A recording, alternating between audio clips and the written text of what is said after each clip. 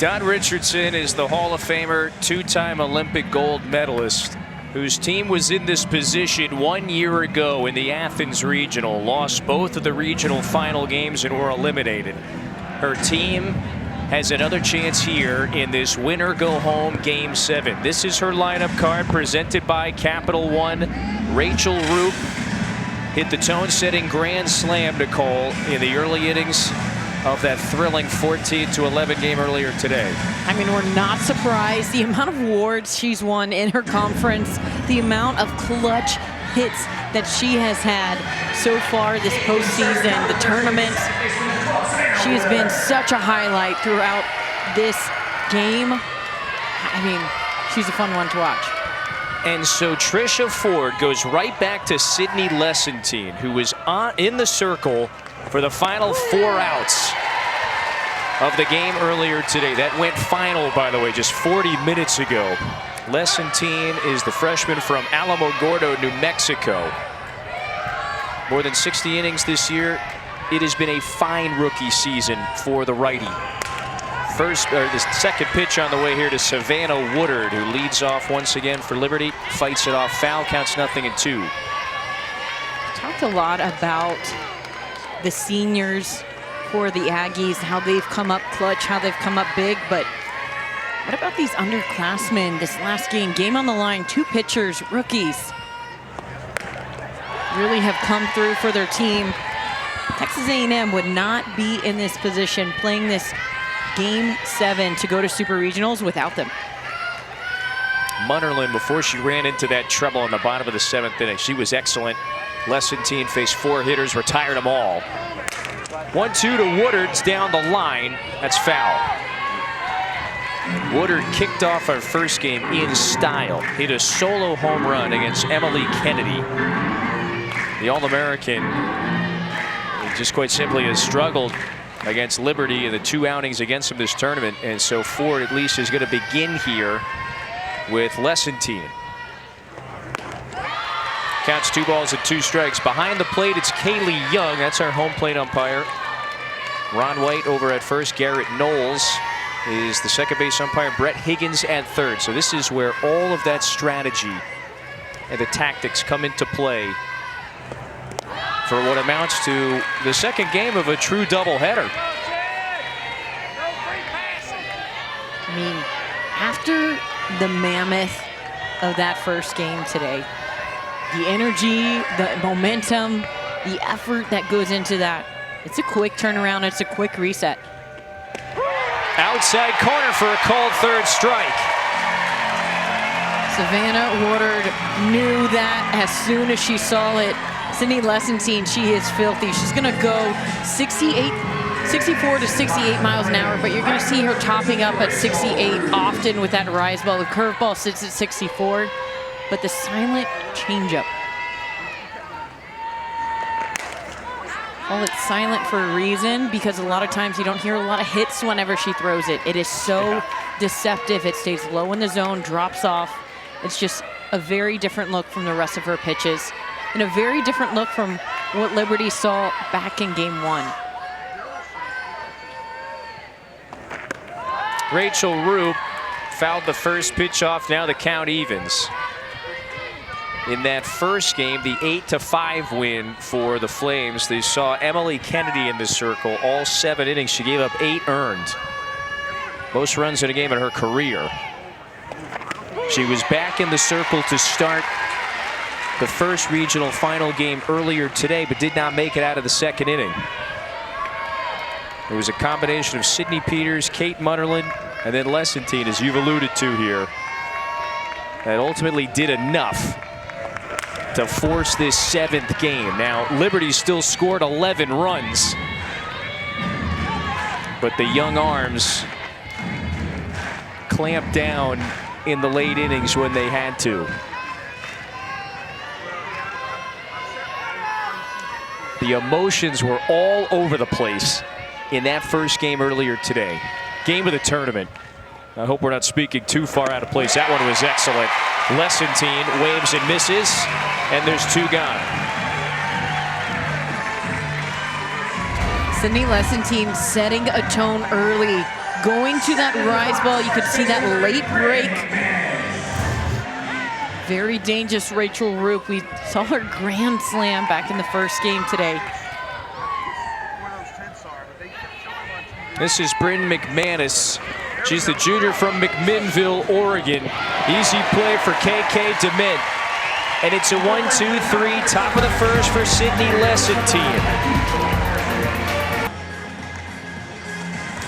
So this is Trisha Ford's lineup card presented by Capital One. You got the 5 lefties there at the top of the order. Kennedy Powell was brilliant earlier today. 3 hits, drove in 4 runs, and a couple of those RBIs late. At the top of the 8th inning, she untied the score. Coco Woolley added another run later on and ultimately clinched the 14-11 extra inning win for Trisha Ford's team. She has been the architect of this Aggie resurgence in recent years. All 3 seasons they have improved their win total.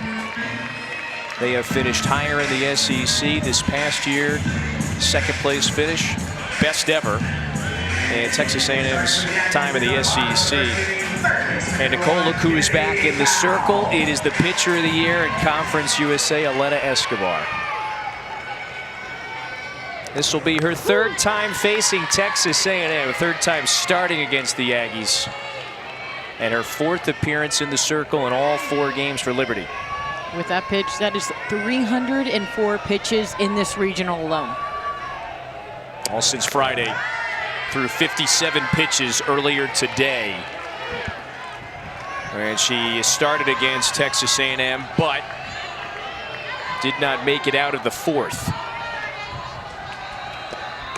Career season for Kennedy Powell, the junior from Conroe, Texas.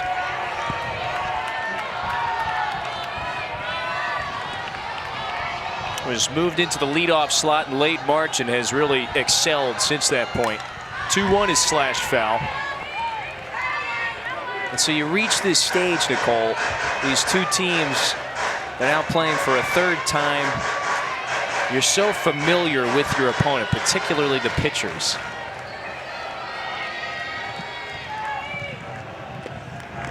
That hits Powell, and it got her on the elbow. So it's a leadoff base runner for A&M.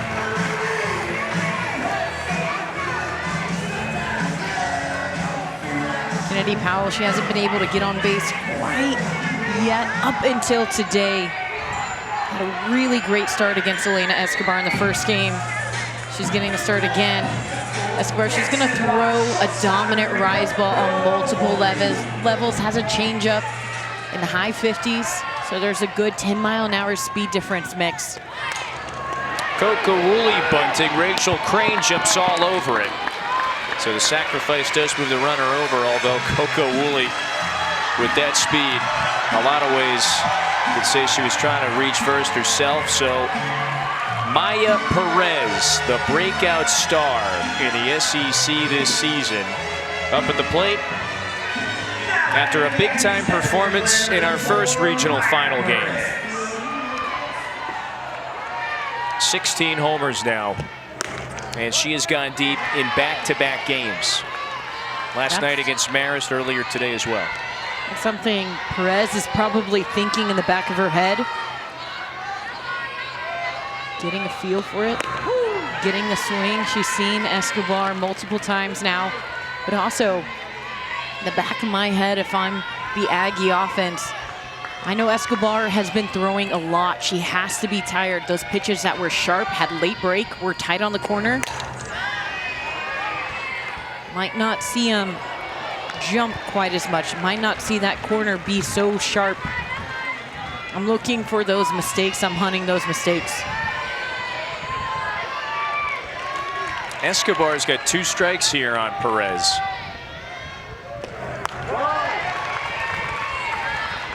When Escobar was lifted back in the 4th inning earlier today, that's several hours ago at this point, the score was tied. A&M later swung in front, ultimately won. Off speed, falls in for a strike. And there's 2 out. Big strikeout from a hot hitter, Maya Perez. We talked about that off-speed pulling that string, 10-mile-an-hour difference. Elena Escobar, tossing that change. I like that, mixing the speed early on in this game. Starts Mac Barber off with a strike. And what's the last couple of hours like for Escobar since she was taken out?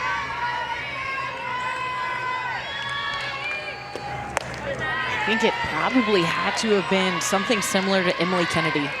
The emotions, little flipped for each other. Escobar, she starts off high, gets a little low, high again. Liberty walks away with their first loss of this regional. Emily Kennedy, at one point, I saw her standing out in the bullpen.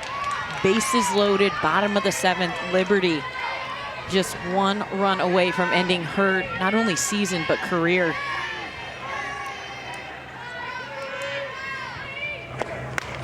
One-two in on the hands of Barbara. So that's the inning.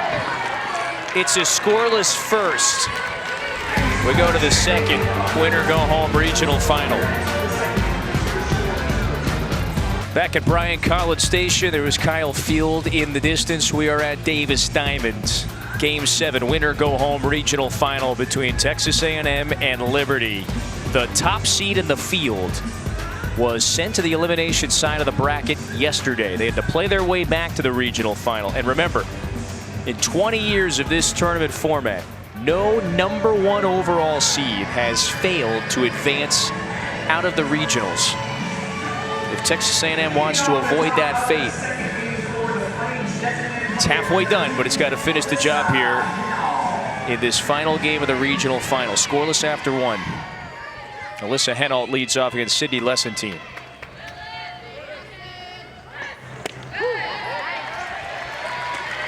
It has been dramatic, tense,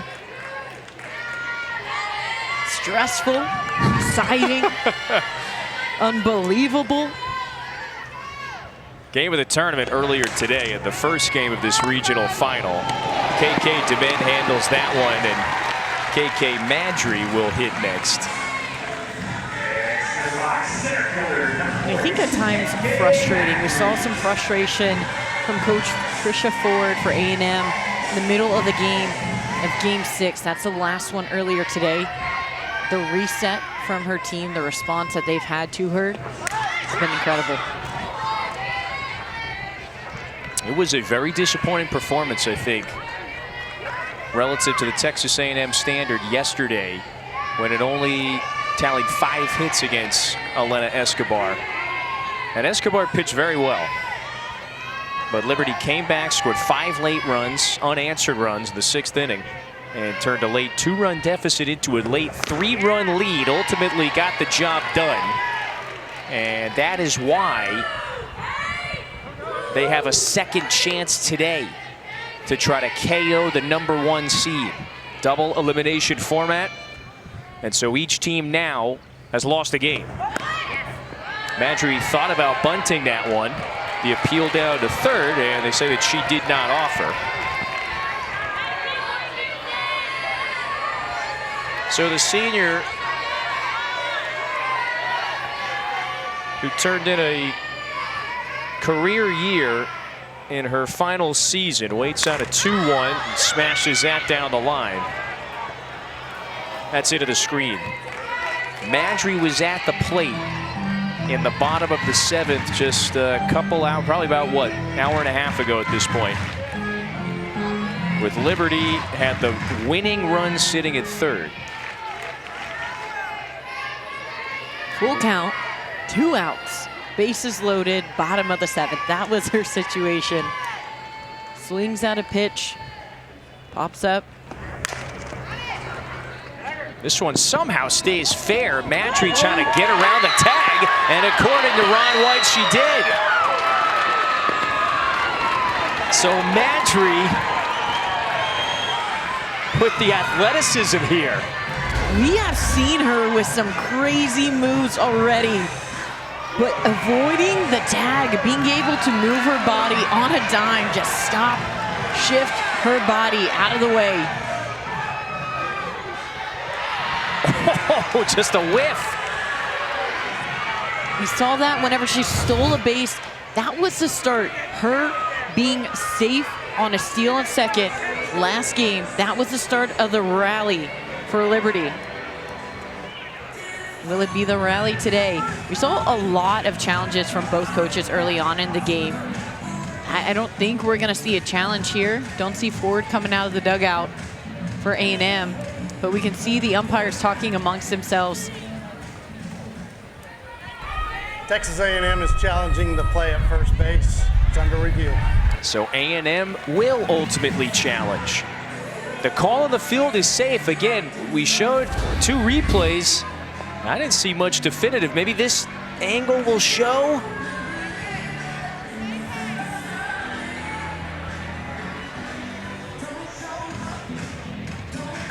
Again, we got to have something definitive that shows Amari Harper does put the tag on Madry.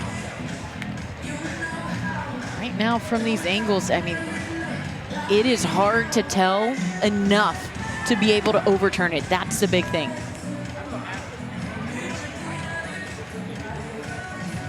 So most important thing, I'm sure you're thinking, is it the tag? Is it out of the base path? Either one. But whenever you challenge, you can only pick one specific thing. So if I'm asking, did they tag? I can't address anything with out of the base path. So whenever I'm reviewing, I'm not looking at that. I'm just solely looking at the tag. And that is what this review is being over. Did she make contact? Did she tag KK Madry? And it has to be enough to where it's obvious that they can overturn it. To me, from these angles, I'm not seeing enough to overturn. How about right here? I'm with you, partner. I don't think there's anything obvious and definitive. Hey. That's what's so important in these replay reviews is what was the call on the field? The call on the field was safe. So you need something obvious to overturn that now.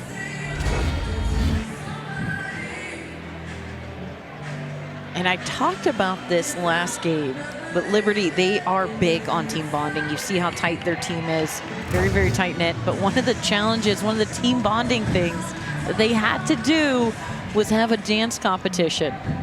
KK Madry was, in fact, the dance director to Thriller by Michael Jackson. So you're saying some of those moves have come in handy here in the biggest game of the year. Not. She's 2 for 2. Safe at second, avoids the tag here in this second game at first. Maybe there should be more softball players taking dance lessons. I don't know what the takeaway from this is.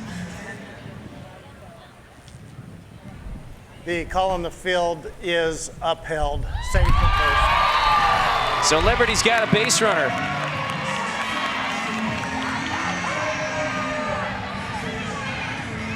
I've just had so much fun watching her, just her freedom, her ability to be in the moment.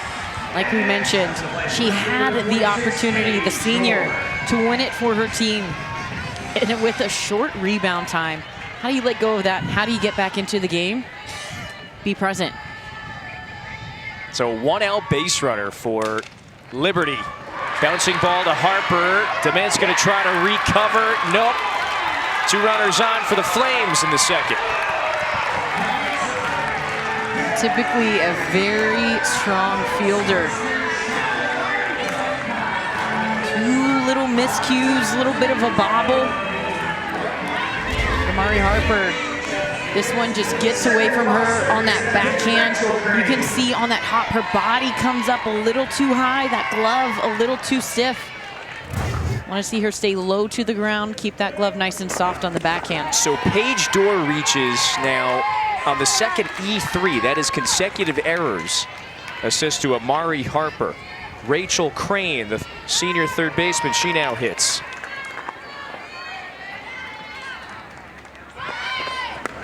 Shows bunt, runners going, and the throw hits Madry. Here goes the runner from first, and Dorr is safe. So on a bluff bunt, Madry winds up taking off. Got bonked in the face, it looked like, by that throw. but she was ultimately safe. Love this call. Kind of plays against her. This throw was pretty far off. You could see a hard crash over at third from third baseman Kennedy Powell. I think Mac Barbara's trying to throw around her. That's why that ball went so far wide. Ends up hitting Madry, stays super close. Coco Woolley picks that up, makes it a close play over at second. Good eyes. That was a great read. Trisha Ford is trying to reset everything in the middle of the diamond. So Liberty has got the first legitimate scoring chance early on.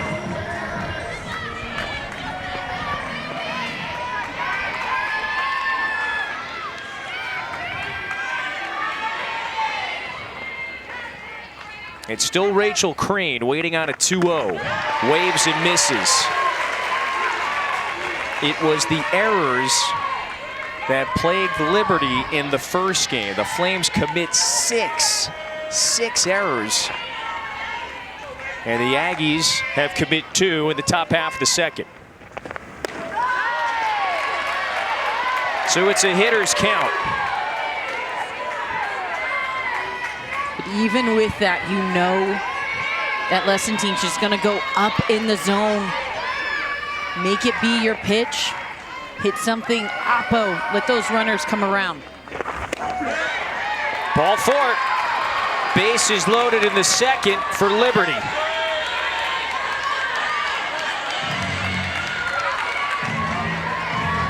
Talk about efficient right there. Liberty, what a response. They start off this game with back-to-back strikeouts and then a ground ball. First 3 batters in the second inning, they're all on. And it would have been, you would think, 3 straight bounce outs, but the errors have opened the door. Savannah Jesse, she is the catcher, looking for her first hit of the tournament. She's 0 for 9. And the table is set. Who's going to strike first? Liberty very much in position. That's back to the screen, foul. The 2-time defending Conference USA champions. They've matched a school record with their 49 wins this season. One of the most dangerous mid-major programs in America for years. They've got an opportunity. That's back to the screen as well. That was fisted foul. Lesson team doing a good job. Savannah Jesse, she has been pounded on the inside half of the plate all day long. She has not moved. Lesson team, she's picking right up where her teammates left off. We'll do it again. That's a 3rd straight foul ball.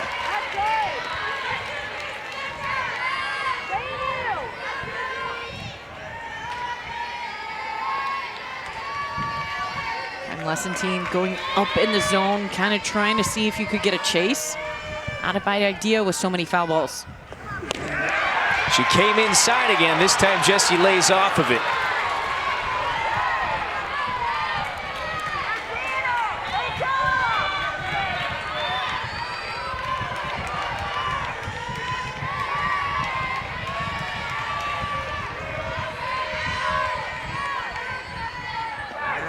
Swing, but it's pulled foul. Hit hard down the line. Even head coach Scott had to move out of the way. That one, the exit velo, whenever you throw to the same location time and time and time again, you're starting to see Jesse anticipate, be on time for that inside pitch. I think A&M right now, a disruptor. Up in the zone, off speed, something to throw off her timing. Outside corner, it's a called 3rd strike. So Lesson works the opposite side of the plate. That's her 3rd strikeout, nearly 1 time through the order.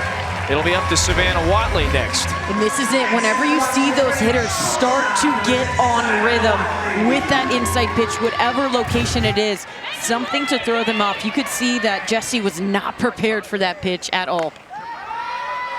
So Nicole, here's the 9-hitter. It's Watley, redshirt junior from California. She started every game of this regional after missing more than 2 weeks with an injury down the final stretch of the regular season. She's been productive. The newcomer of the year in Conference USA after transferring from Oregon State. The biggest thing I've been impressed with is she won newcomer of the year, but she was out twice, two separate occasions with 2 different concussions. Had another injury, kept her out of the conference tournament. And even with all that, she still won newcomer of the year. That tells you the kind of impact she has, not just offensively, but defensively as well. That's why those miscues last game, they were so surprising. She's got a 3-0 count. Lessentine can't miss here. Outside corner for a strike. And she has been clutch. Remember, she brought home one of the first runs in that bottom of the 7th inning rally in the first regional final game earlier today. Lessentine lets it go. That slash foul. And we got a full count coming up.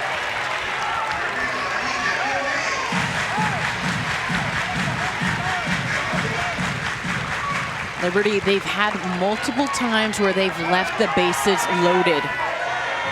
Less than 2 outs. That has been their struggle, their Achilles heel. Watley hits it, but foul down the line. You get on base here. Not only do you score a run, but you also turn that lineup back over. Watley, she's done a fantastic job this regional, just knowing what her role is. Turn it over. My job isn't to get the home run. My job is to get on base, get that person back up. Couple of really quality at-bats in this top half of the second against Lessentine. 3-2, rolled over to the right side. DeMint handles it. It's a scoreless top of the second. Lessentine strands the bases loaded, middle of the second. A&M tries to get on the board first next. A year ago, in this regional final, Game 7 last year, Liberty had a 2-1 lead over Georgia in the bottom of the 7th inning before the Bulldogs scored 2 runs in that bottom half to walk off and advance to the Super Regionals. The Liberty Flames, one of the most dangerous, if not the most dangerous mid-major in America for years. They have been in so many of these regional finals. Counted up, it's now 5 times in their last 6 NCAA tournament appearances. Last year, they were a strike away from advancing to the first ever Super. That heartbreak has fueled the 49-win season this year. They win the league again. They get back into the regional round. Yesterday, handed the #1 seed a loss.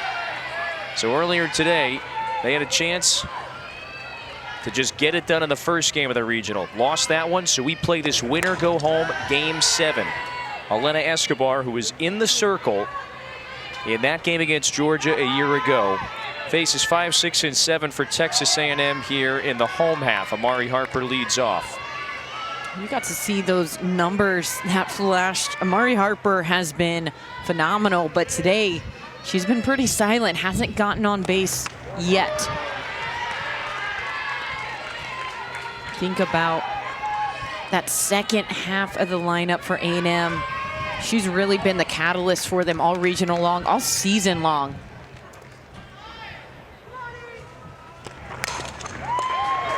Harper bounces it off of McManus's mitt. That's a base hit. The all-conference selection after a hitless day earlier. This program veteran is on base to start the second. That's been a long time coming. Just the adjustment. She knows how they're going to be pitching her. She knows that they're going to try and get her out the same way, but the adjustment that she has been able to make.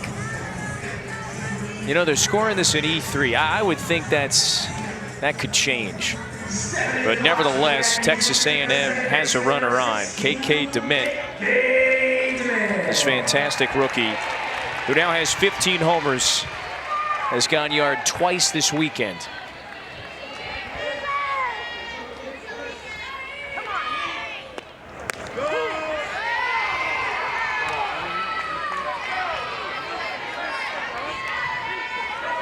Love the way that she gets set up in her load. Watch how KK DeMint really puts that weight into that back hip.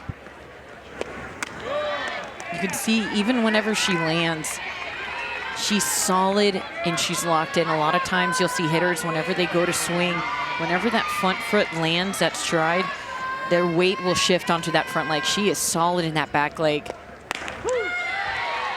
You know, she's from Selma, California. That's not far from Fresno.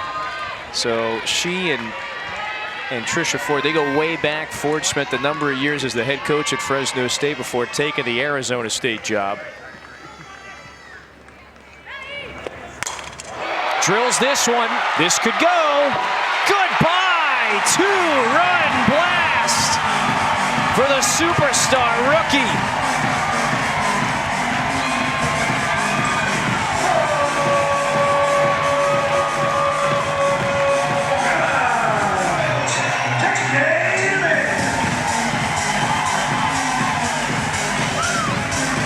Big time celebration. Exit velo 74 miles per hour. We talked about how she stays in that back leg so well, even with that elevated pitch. By being able to be in that back leg, that barrel, getting on plane early, she just tees off on this one. Little point, little smile, a bit of celebration. Texas A&M, they are on the board early here. 2-zip in the second. Allie Enright, the number 7 hitter, fouls the first pitch back. That was just a beautiful swing. It's everything you want to see from a hitter. And freshman or not, she plays with a high IQ. She knows the patterns. You can tell it. As a pitcher, as a fan even, whenever you're watching and you're being intentional about the pitching sequence and you're paying attention, you can see whenever hitters going after something. You can see whenever they're not ready. She's just raked at the plate. You saw the numbers a moment ago. 8 out of 12 in this regional round. Rachel Crane sticks with that one. So there is one out. Enright retired. Kramer Eshtay is up next. I thought Tricia Ford, she was beaming when you asked about her a couple of days ago. Just said this freshman is just not overmatched at all. Speaks exactly to what you're saying. But more than being overmatched, she was just saying, this is the kind of athlete that you want to coach. This is the kind of person that you want to coach. She's like, you can't even be mad at her. Whenever you're trying to be mad, she's like, yes, of course, coach, my bad. And then she's like, what am I supposed to do with that? I'm trying to be mad at you. Coach's dream. Now Frankie Vrajel. So she hits for Kramer Eshtay here. That is now 9 home runs for Texas A&M in this regional. A lot of that was against some of the other mid-major teams, St. Francis and Marist, until today. That's a base hit for Vrajel.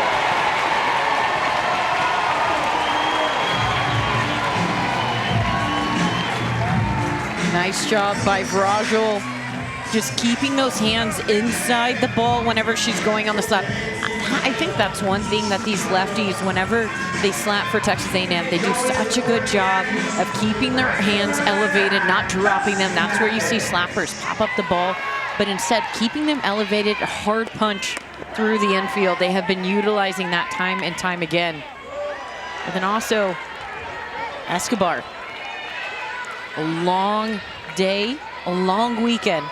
Those pitches that we talked about, they're not as tight on those corners. Whenever they leak back over the plate, these hitters, they take advantage. 116 pitches in the Friday win against Marist. Complete game victory against Texas A&M yesterday. That feels like 3 days ago at this point, by the way. Threw 130 pitches in that game. 57 earlier today in our first regional final game.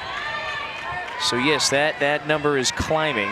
Each game feels like a whole day has passed, you know? Like this is day 2 of the regional final, it feels like.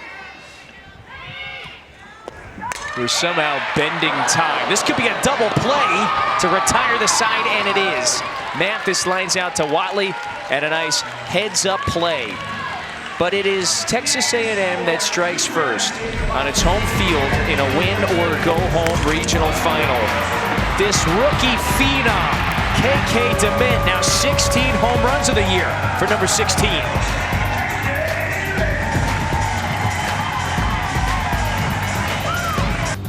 Tori Vidalis, who is feeling a little better, perhaps. Texas A&M, the All-American, by the way. She's a legend around here. Tara Henry as well in the studio. She's a national champion herself. Maybe feeling a little more at ease, perhaps. A&M, the 1 seed, was forced to win a couple of games today in order to reach the Super Regionals. What a brilliant catch. Kelsey Mathis. A web gem. I mean, she knows this one is going to be foul, going all out, full extension. A great first read, but I think the best part of this, look at her reaction, immediately looking towards her pitcher, towards her team, saying, I got you.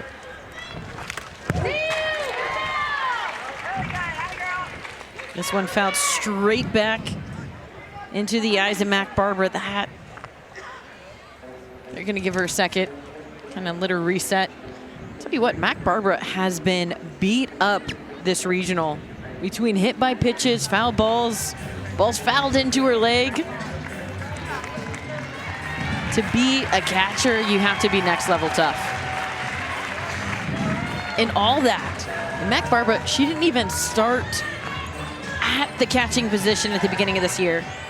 A couple of injuries, lineup situations. Coach Ford goes, are you willing? And she said, whatever you need. She has stepped up in a massive way. Rachel Roop watches the count even up at a ball and a strike. She really was a game-changing acquisition in the offseason. Had that 1 extra year of eligibility left after 3 terrific seasons at San Diego State. 1-1 is ripped. That's past Powell's mitt. It's a base hit for the Conference USA Player of the Year. So Liberty has a runner on, top of the 3rd, down 2-0. Win or go home. Regional final.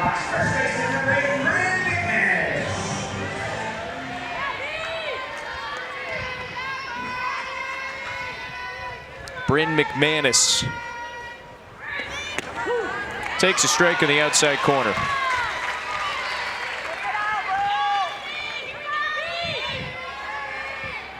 Constantine has done a good job just finding those corners. A little bit tighter last game. We're seeing a little more river. If it is being called, take advantage of it as a pitcher.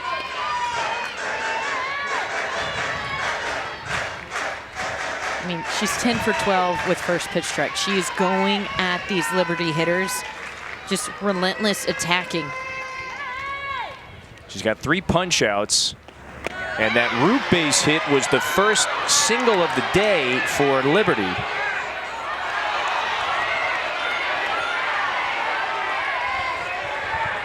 One may have been close, didn't get called. Maggie Faithful not happy with that one. Sure are vocal today.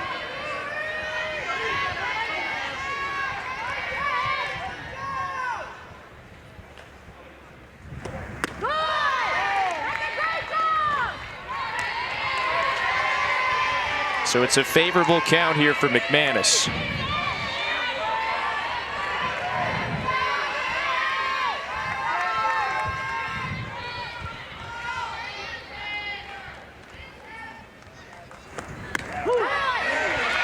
Count goes full. And this is where I think from the Liberty hitters, I would want to see aggression. Whenever there's a 3-1 count, you know that pitcher has pressure to put the ball over the plate. I am wanting to attack. I'm wanting to go at it. McManus sends it out to right, the opposite way, 2 gone. Alyssa Henold to hit next. Because whenever you let those pitches go by and you sit and you watch the ones that are squarely on the plate, the way that Lessentine has been pitching, she throws that very next one on the river. You have to defend that, and you get hits like that.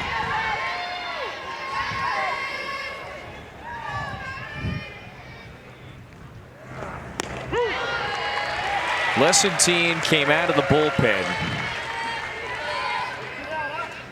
in the most tensest of times. Liberty had just tied the score, had the winning run at third base in the bottom of the 7th of our first game today. 0-1 pitch is outside. She comes out of the bullpen.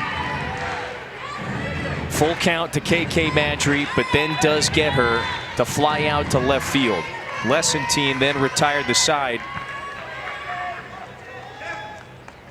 in the bottom half of the 8th inning to close out the 14-11 thrilling win. That base runner, by the way, is out. That's going to retire the side.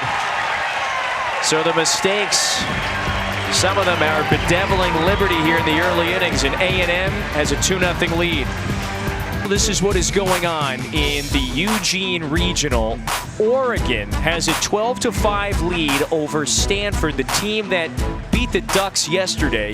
The 16 national seed has to do something very similar to what Texas A&M must do as well. It's got to beat Stanford twice in order to advance to the Supers. So there was a whole lot of discourse surrounding how this Bryan-College Station and Eugene Regionals were going to shake out. Oregon seems to be in the 6th inning in position to potentially force a Game 7. We'll see how that one plays out.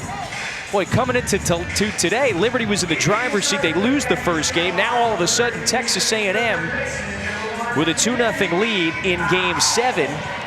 And they would like to be the next team to punch its ticket to the Super Regionals. Home third, and it's the top of the order to face Elena Escobar. Yeah, like you said, a lot of these Super Regionals, they've been set up. You have Florida versus Georgia, Texas versus Clemson. Nebraska will be facing Tennessee. Talk about a power match with the arms. OU and Bama, they faced off earlier this year. Bama took the series. Florida State and Texas Tech. And then there's 3 other regionals still ongoing, ours being one of them. There's a lot of drama unfolding throughout this regional. Kennedy Powell trying to bunt her way on. That one rolls foul.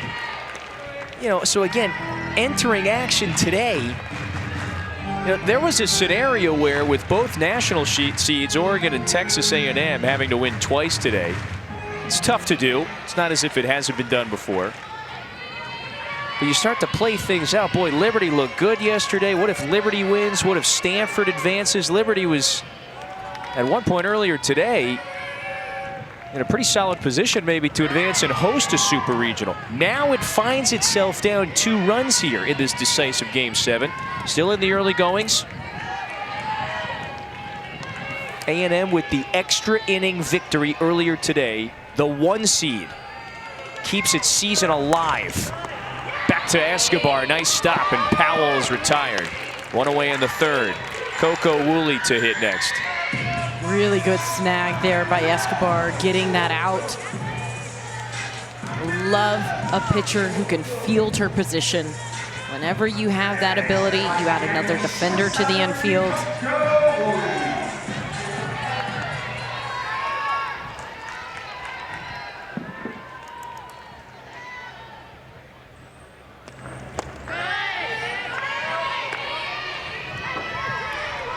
Just back to our prior point. This has been a roller coaster of a day, particularly right here at Davis Diamond. Even this game started off as a bit of a roller coaster. Liberty had bases loaded already this game. Wasn't able to convert. We've seen that multiple times from them during this regional, multiple times since they faced A&M. And of course, Texas A&M, big time home run from KK Demont.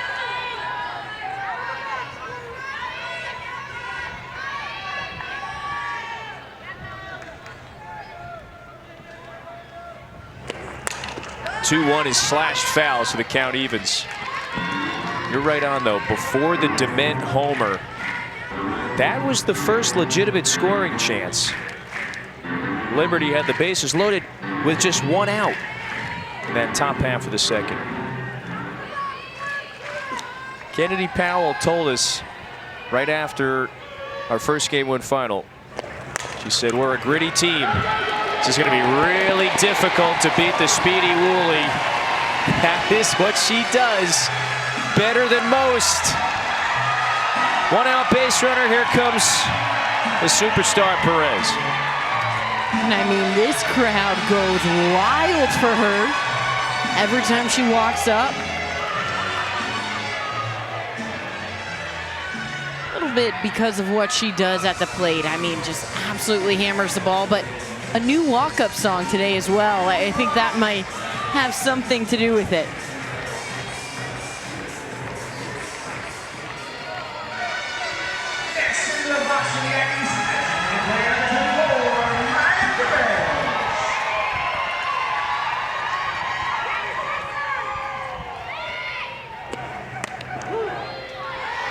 Got it off speed. Pitch falls in for a strike. Escobar, the ace, the headliner, the staff, 20-game winner. At an ERA hovering right around 2 before the start of today's action. Perez lines that pitch out to center. That's the 2nd out. So Woolley gets back to first. Now this is why this A&M offense is so dangerous. You get through Perez, and look who's right behind her, Mac Barbara, one of several hitters in this A&M order with double-digit home run total. She's got 2 in this regional.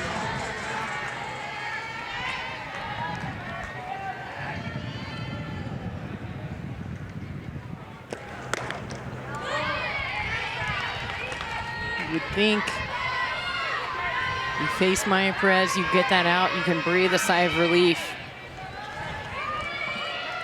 Not so. Mac Barbara and Amari Harper.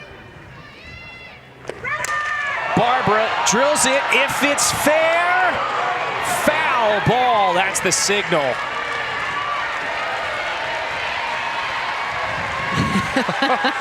She knew it was close. She was licking her chops on that one. That's the pitch as a hitter. Whenever you're in the batter's box, your eyes light up. That foot starts to wiggle midair. You go, there it is. Got to protect now with 2 strikes.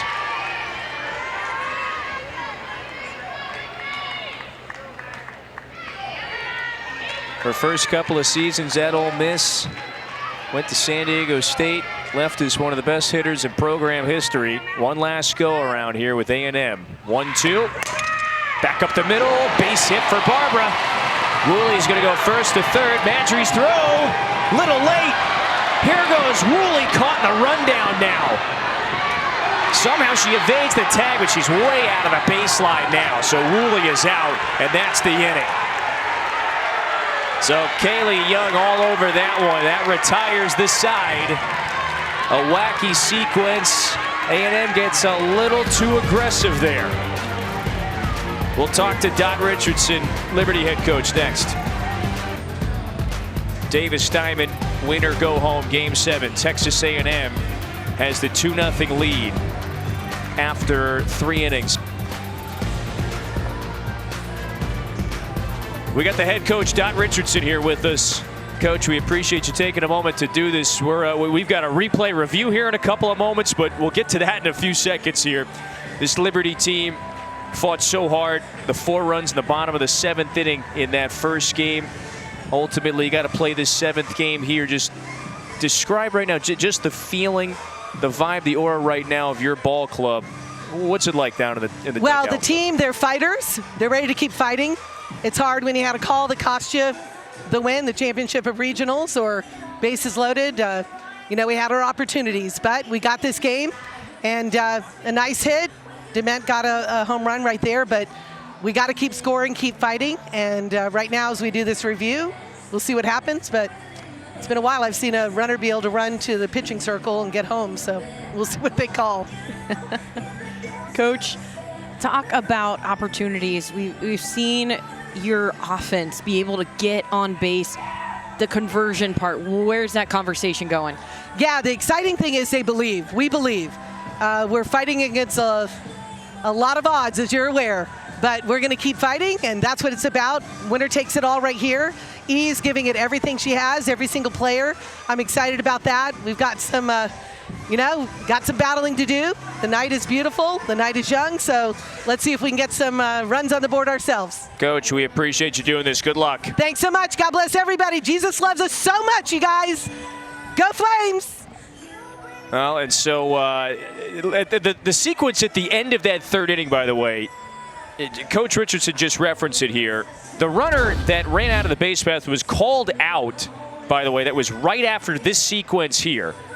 And that clearly not obstruction. So we're just establishing that that whole backside of the base was open. But this is where there's a lot of confusion. You have to, as a runner, move 3 feet away. So once you start running a certain direction, you have 3 feet, one way and the other. That is your established baseline. So whenever you're running and you go outside of that 3 feet radius, which whenever this rundown unfolds, you start to see the tag. She is well outside of that 3 feet running lane that she established. That is whenever the home plate umpire, she called her out of the baseline, and eventually that was a third out. Now, what we are looking at the replay review center, just to make it very clear here, Texas A&M has challenged that there was obstruction at third base. I think you and I are on the same page here, where we didn't see much of anything that would rise to the ruling of obstruction. That is what is getting sorted out right now in our replay review center in Pittsburgh. And I understand wanting to call and get that run across the board, make sure that you have that runner over there at third. But this is Trisha Ford's second appeal. So whenever they're calling that obstruction, it is from not the initial slide into third, the throw, but whenever she starts to go from third base, Willie starts to go from third base to home, that is where they're calling the obstruction. And that, to me, she just missed the ball. The third baseman for Liberty, Rachel Crane, does everything that she can to hang on to that ball. It gets away from her. She's trying to go get the ball. Woolley, she's trying to go home. I don't think that is obstruction. Yeah, I don't know how you, I would agree. I don't know how you could add that at the end of this play. It was not called on the field.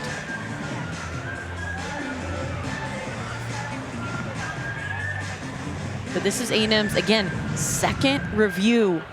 It's the second time Trisha Ford has called it early and used both of them early on in a game. Big call here in this game. After review, the play has been determined that there was obstruction at third base. Wow. The runner cannot be put out between home and third base. We are going to place her back at third base. 2 outs. That is Texas A&M's last challenge. Second challenge. No more challenges left for Texas A&M, but the challenge does prove successful here. This is a big moment now in this game. This is the second time that Liberty, they've had a big moment, and the call has gone against them. And if I'm Dot, I'm going to be pretty fired up. I wouldn't waste a call on this because it's from the obstruction. I wouldn't waste a call on runner out of the baseline.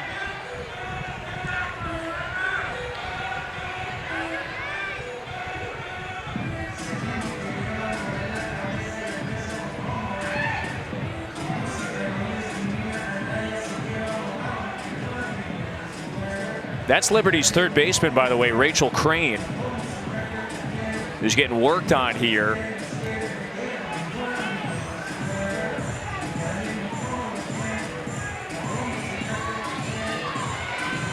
And so Henault replaces Crane at third base. There was a lot to that sequence, Nicole. I don't think that was obstruction, and honestly, a little frustrated that that call was changed. She was just trying to field her position and go after the ball. There was no, to me, there was no obstruction. There was no collision there. Excuse me, there was a collision, but I don't think there was obstruction.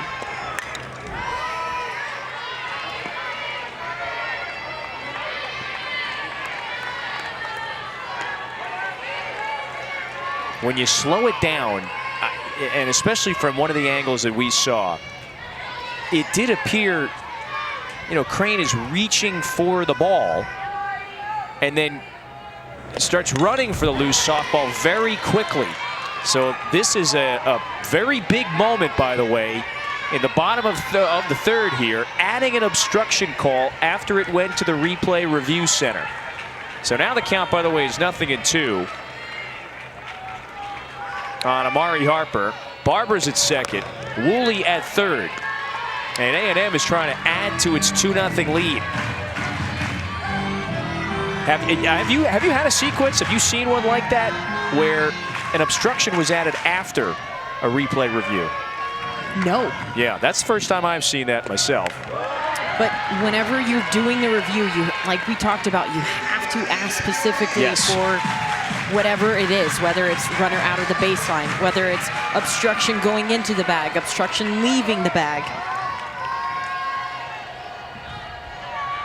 2-2 to Harper. That one is ripped through the right side. It's a base hit.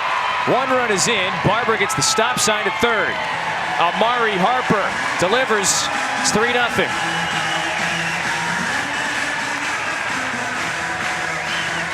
Amari Harper delivering on a big opportunity. A&M runners in scoring position, and she knew right away this was through the 3-4.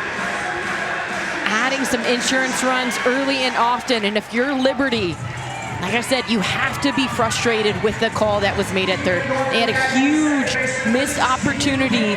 Game one, bases loaded, out at home. She was called safe. Another one, out at home again, called safe. And it's 3-0 Aggies.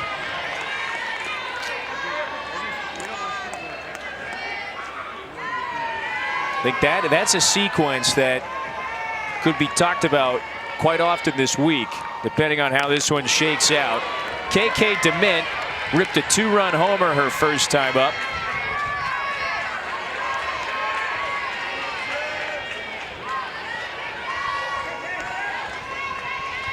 Absolutely lethal at the plate, this regional. Takes a strike at the knees. I mean, what she's been able to do as a freshman, as an athlete, her eye, she has such a great eye. But her biggest thing, sticking to her plan. She does not deviate. And this is a hitter that you don't want to face if you're Liberty. Didn't want to have to face Amari Harper. But right now, this is the situation you're in. You cannot be, as frustrating as it may be, you cannot stay in that world. You cannot live in that world. You're here and now. Again, going back to Liberty's main theme, be present. Casey Fagan, the pitching coach, with a quick conversation with Escobar in the infield. Let's see if this bottom of the third continues. Escobar coming. It's 2-2.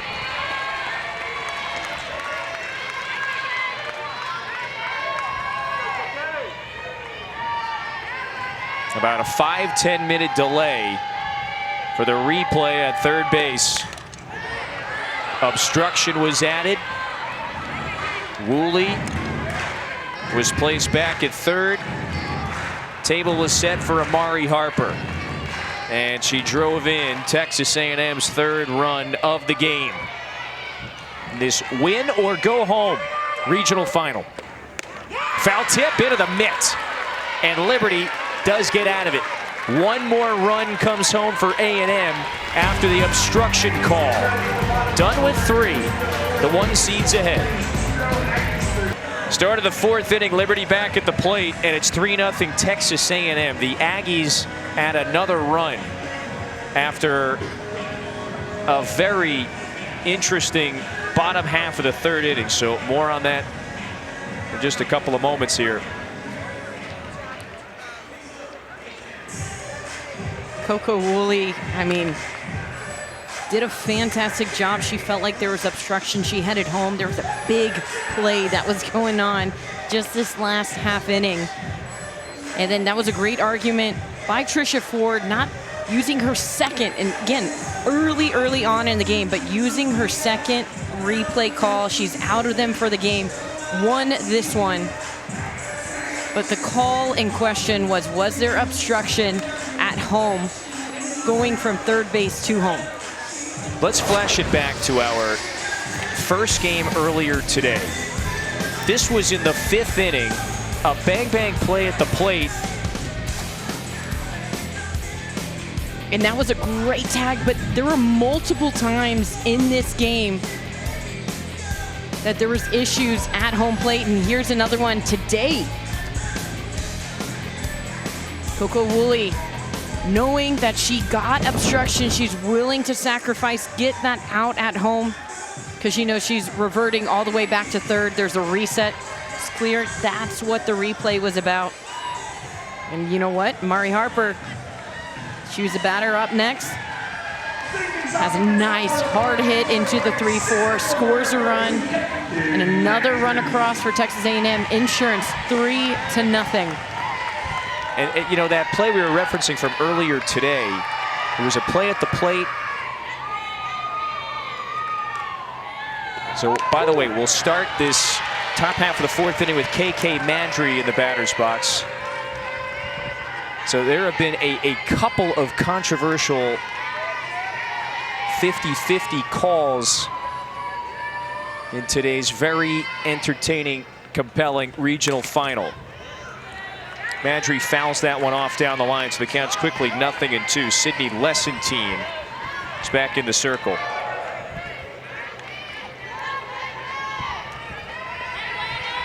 Now, Nicole, the play I'm referencing from earlier, that was back in the 5th inning. Bases were loaded. Ground ball off of an Aggie bat, goes to Savannah Woodard over at second. She comes home. Looked like she beat the runner with the throw, with the catcher on the plate. Our home plate umpire signaled safe. That extra run, how crucial was that in a game that was tied 11-up after 7 innings? Crucial enough. We heard Coach Dot in the interview. She was fired up about that one, as she should be. I mean, that's the difference between this regional being over and playing the second game here. Winner advances to the Super Regionals. This is it. Both teams have taken a loss. We'll say this, though. Texas A&M, they consistently put themselves in situations where they are able to score. They are in that position. You don't get those calls, you don't get those plays at the plate if you don't have runners on, if you're not making those hits, if you're not being consistent. And that is what this A&M team has done. The Aggies, they are fighting, living up to the name. They really have been relentless today.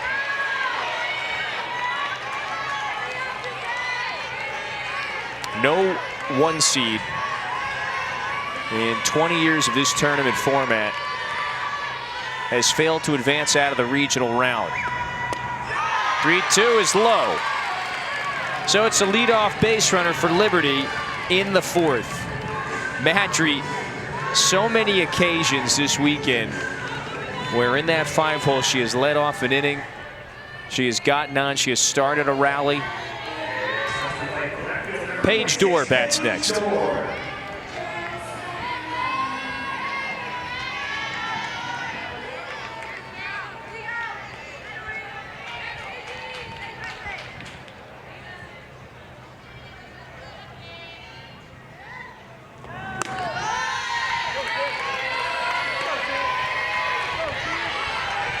Texas A&M, by the way, Nicole, has been in this position a couple of times before. One other time as a national seed. It has lost a game on Saturday and had to come back and win twice on Sunday. Count evens up at a ball and a strike. That was back in 2007. Lost to Houston in that Saturday game. Came back and beat them twice in order to advance to the Supers. That season, going to the College World Series as well. Outside corner. And Lessentine gets ahead of Dorr. Both of these teams, a little bit of heartbreak. We saw Liberty's last year against Georgia and Athens, 1 strike away. But Texas A&M had a tough super against Texas. That memory doesn't fade. For A&M, Tricia Ford said this year, the whole mindset, starting in the fall, this was a year-long process, teaching this team how to love the hard. And if anything has been hard today, it has been these games. It has been the comeback. Swing and a rip, but foul down the line. So many times she talks about practice. It has to be harder than a game is. You're going to come to practice, you're going to put in work. It's going to be hard, you're going to be sweaty, you're going to be tired. And that's when we're going to remind you as a staff, as teammates, as accountability partners. You remember last year? You remember what that felt like? This is why we're doing this. That way, whenever it comes to the game, you just get to play it. You get to have fun. It's fun to compete. You're passionate about being in these types of situations. We've seen A&M get big. They love it.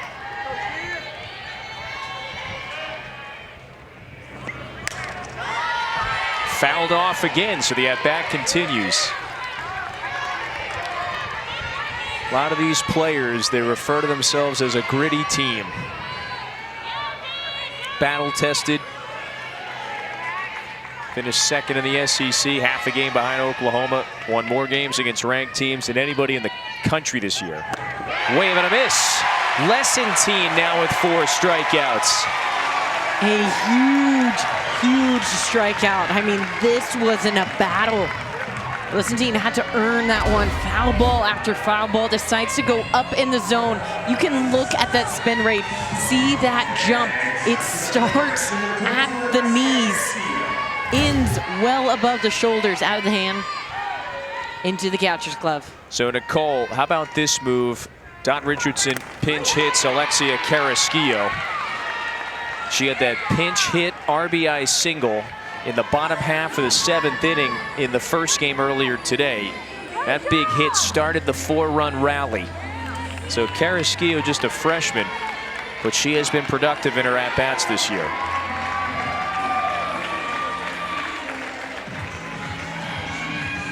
Whenever you are just sitting and you're waiting for your name to be called, that's the moment that you want to live for. And right now, this conversation, Mac Barbara, that ball was fouled off right back into her helmet. That's the 2nd time she's gotten hit right in directly between the eyes this game. I think she's just trying to give her athlete a little bit of time to reset. And that's not an easy hit to take once, much less twice in one game.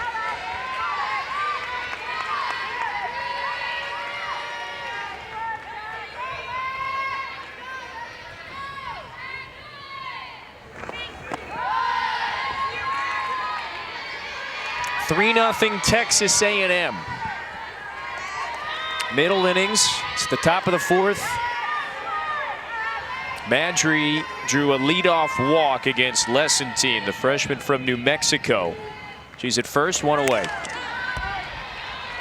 Carrasquillo now behind in the count.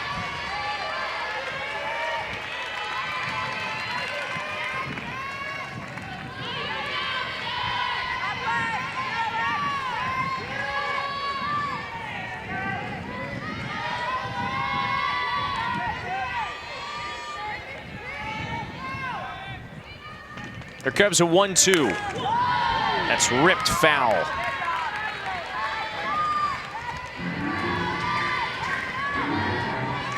These freshmen are so fun to watch in this game. As a freshman, you don't know what to expect for postseason. You don't have these expectations of last season upon you. You just know that you love to play, and you're in the game, and you get to battle. What better opportunity than this? Waving a miss, strike 3. Lessentine beats her with the pitch up in the zone. That's back-to-back strikeouts. So game 1, remember, of the Western Conference Finals is Tuesday night. The Thunder, who won the Game 7 earlier today against the Nuggets. They host the Timberwolves, 8:30 Eastern on ESPN. And the Countdown crew tips it off. Our coverage starting at 7:30. Jesse flies out to right. Inning is over. A&M leads it 3-zip. We'll talk to Tricia Ford next. 3-0 Texas A&M halfway through. Win or go home. Game 7, regional final. 3-zip. A&M leads. Tricia Ford is here with us. Coach, you told us a couple of days ago that this team just embraces the hard. Yeah. How have they done that today to force this final 7th game of the regional? Yeah, I mean, I think we hit our way through that first game, to be honest with you. You know, obviously we went down pretty big early, and then we chipped away, got up by 4, let them get back in the game, and then finally finished the game. So I'm hoping for us to keep putting some runs up and keep, you know, doing what Sid's doing on the mound right now. KK Dement, you talk about her. She's go to work, makes the team better. Stereotypical. I don't want attention. I just want to do it for my team. I mean, she's come through clutch so much. Tell me about her whenever she hit that home run. What was your reaction? Just happy for her. That kid is a coach's dream. She works hard. She works on her craft. She's just, you know, she's a gamer. 2-run blast earlier today. We'll see what she has coming up here, Coach. Good luck the rest of the way. Thanks and gig 'em. KK knew she was on. Did you see the wave from her? She knew. They know where the camera is. They do. They did that yesterday as well. They got eyes peeled. Home field advantage for more ways than one. Always looking good. You saw Coach's face the second you brought up Dement. She lit up. The 2-run homer earlier today. A&M back at the plate. 7, 8, 9 due up for the Aggies. The bottom of the 4th inning. The stakes are simple, Nicole. Both teams have taken a loss now at this point. Double elimination format, the regional round. So the winner of this one advances to the Supers, and the loser's season comes to an absolutely just gut-wrenching, bitter end. Elena Escobar still in the circle for Liberty.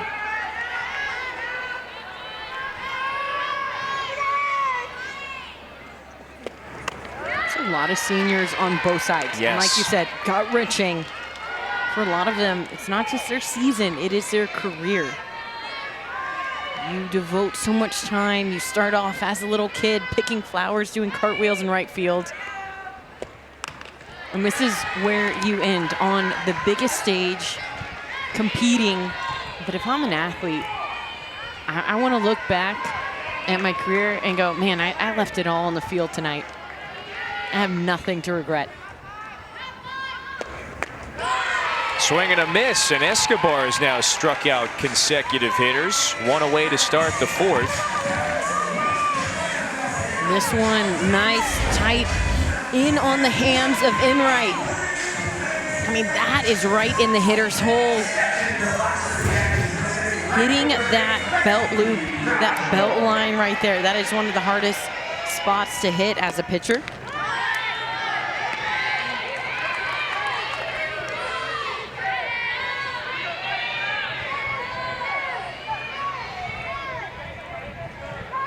Frankie Vrajel singled back in the 2nd. This particular day for both these teams, it's quite arduous. There were several national seeds today that were tasked with beating an opponent twice. Texas A&M as the 1 seed. It's going to be a harder path than it usually is for a 1 seed to get to a super. Texas A&M, of course, is playing its 5th game now the weekend. With Oklahoma at the College World Series, did you have a situation like this where you had to not only face a team, beat them, but then turn around and play, what, 35, 40 minutes later into shallow left? Dorr has it, second out.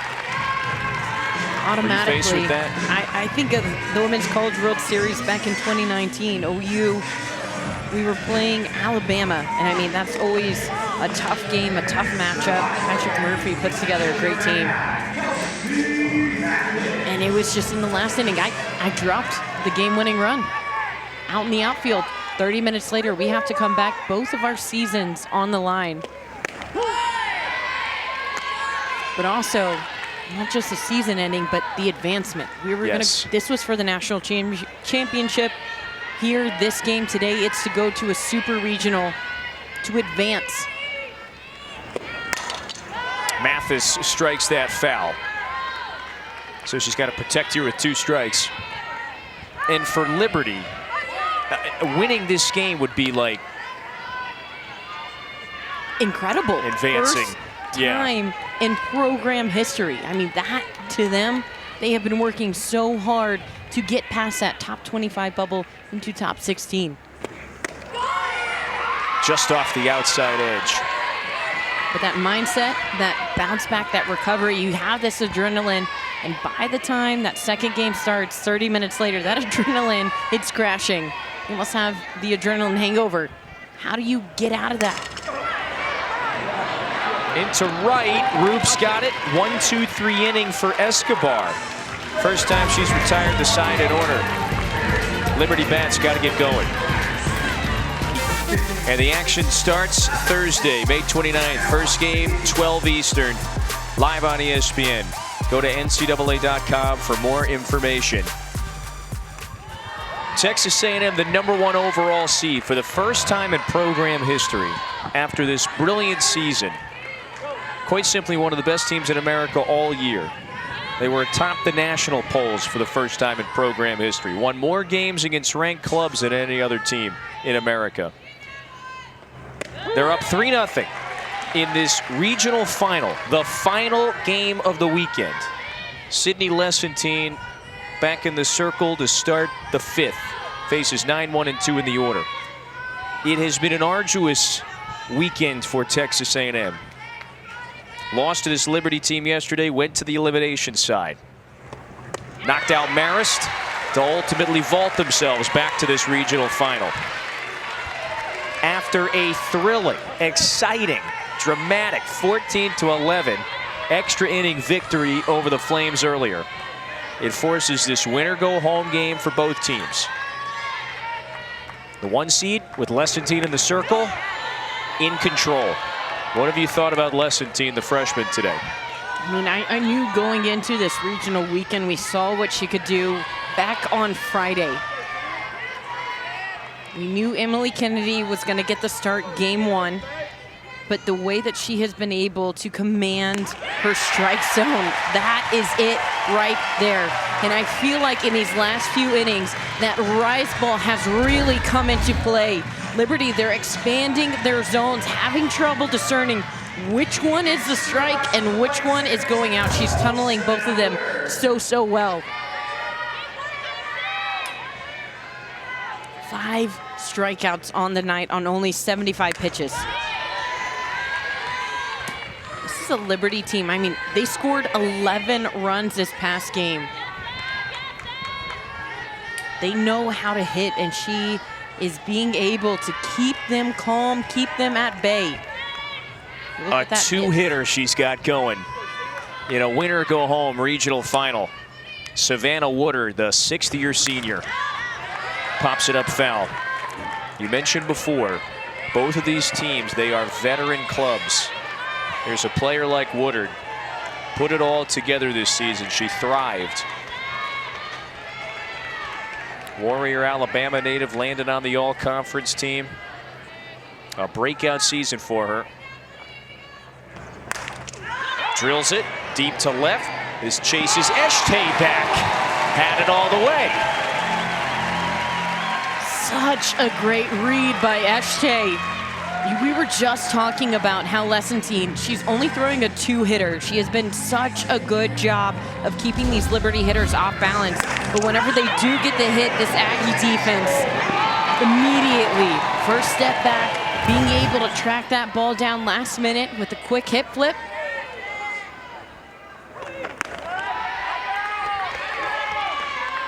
And that, to me, I think, as this game has started to unfold, as game one happened, that's the biggest difference between Texas A&M and Liberty to me right now, is opportunities and what do you make with them. That time Rachel Roop totally fooled by the off speed. Liberty left the bases loaded back in the second inning. Had some runners on the base paths. When the third came to a close, a base runner got hit by a batted ball. So that's how they ran themselves out of the third. Again, the opportunities. Liberty has run themselves out of innings. They had bases loaded with 1 out. Didn't score a run. So many opportunities. A&M, they've making the most of it. Roop drills this one. This is back towards the scoreboard, and it's out of here. Rachel Roop goes yard again. Her 22nd homer of the season. Liberty is on the board in the 5th.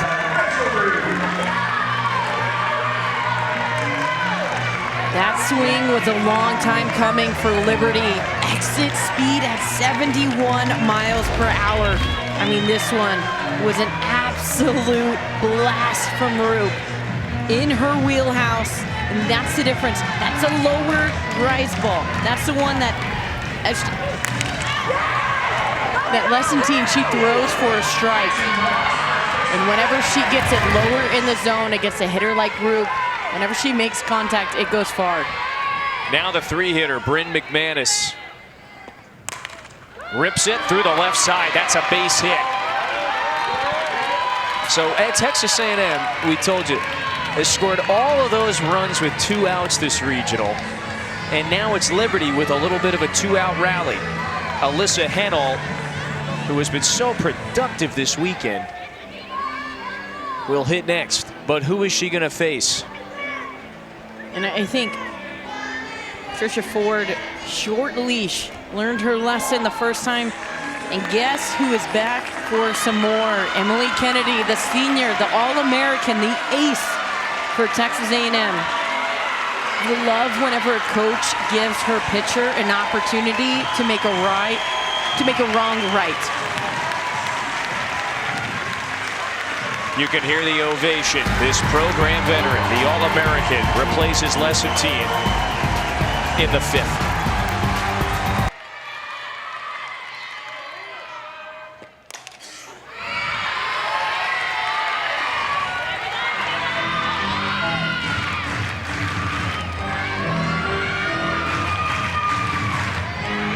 Winner go home game 7 in Bryan College Station. Back in the circle, the All-American from a season ago, Emily Kennedy, the senior from the Woodlands, Texas, has been the frontline starter. Jams Alyssa Henel, and the inning is over. She replaces Sydney Lessentine, gets the final out in the 5th. Liberty, though, gets a run. Rachel Roop goes yard. It's 3-1, middle of the 5th. We've got another good one. Liberty on the board in the top half of the 5th inning, and so Texas A&M is back at the plate with a 3-1 advantage. No 1 seed in this regional round since we went to this format in 2005 has ever been KO'd in the regional round. Texas A&M, they have had this desire, this dream of going to the College World Series, so it must win this game in order to keep that dream alive. For Liberty, it needs another miracle. This is the leadoff hitter, Kennedy Powell. Flies out to Roop, there's 1 away.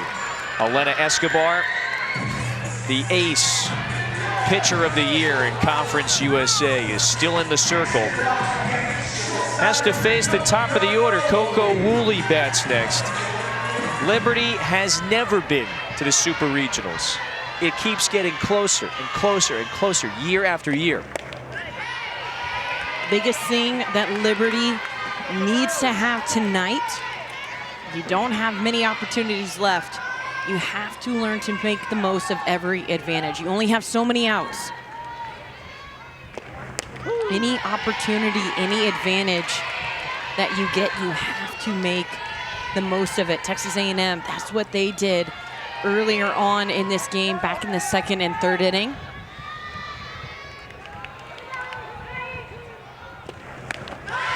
Look at the Woolley position. comes up empty. No, Liberty, you're right, left a number of runners on base earlier today. Now they just got their first run with Rachel Rube's 22nd homer of the season. Over to the left side, this is Watley, gotta turn it fast. Woolley, how many times has she done that? 1 out single. She is aboard for Maya Perez. I am just in awe of her. I want to go down and personally shake her hand, say, can you take me through a slapping clinic? Because what she has been doing has been so consistent. She's going to soft slap. She's going to bounce it. She's going to hit it through the infield. She can do it all. I think Maya Perez likes hitting behind her.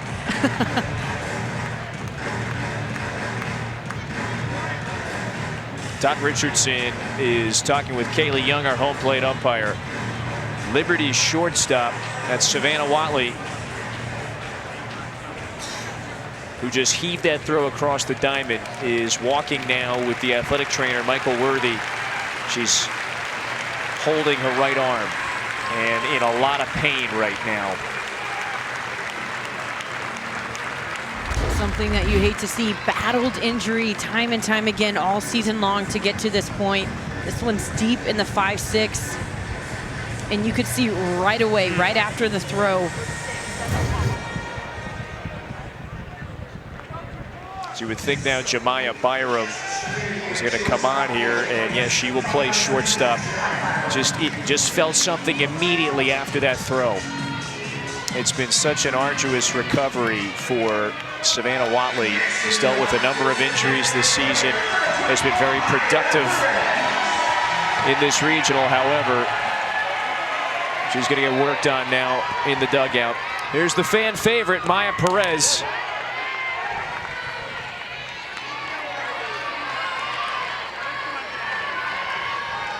She's hitless today, though, after a super game 1 earlier today. Knocked in 3 runs, had a 2-run blast in that wild, exciting extra inning victory for Texas A&M earlier. 14-11, the final in 8 innings. I mean, just an absolute thriller. Whenever you think postseason, those are the kind of games that you think of. Woolley on the move, throw down to second, and she's safe. There's another stolen base for A&M's leader, Coco Woolley.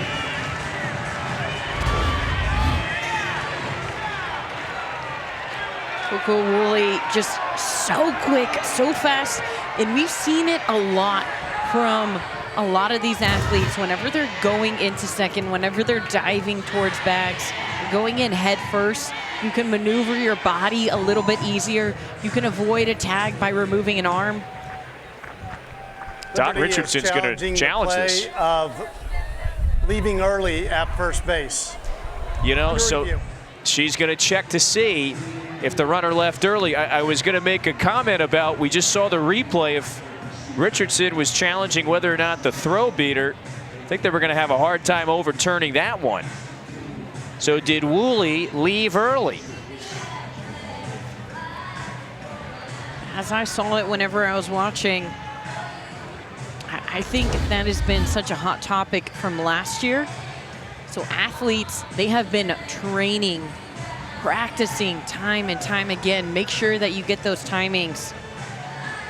And being able to make sure you're not leaving early, that is what Coco Woolley does. And also, she doesn't have to She has the speed to not even have to leave early, not cheat, because she is that fast. I do get the challenge. You do not want Coco Woolley on second base. It's 5th inning. You want to go ahead and use a challenge. But I think it'll be upheld. I think it'll stay the same. I think that pitch was thrown for sure before she did leave. The result is that there was not a leaving early. The play is upheld.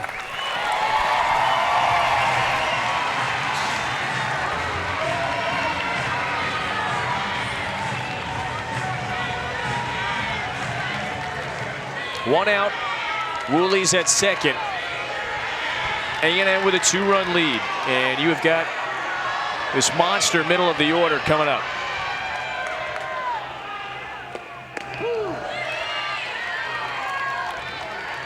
Escobar had to find the zone there against Maya Perez.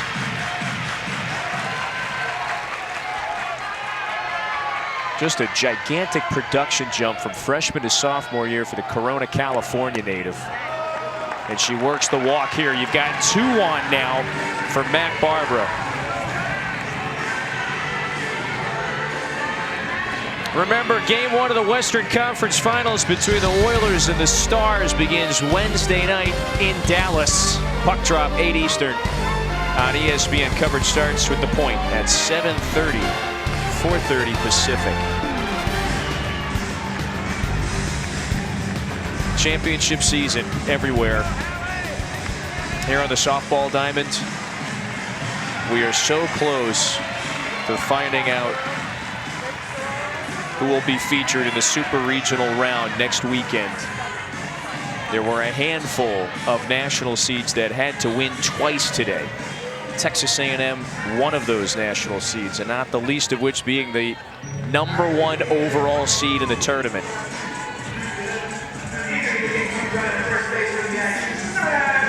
Thrilling victory earlier, and maybe what was the game of the tournament.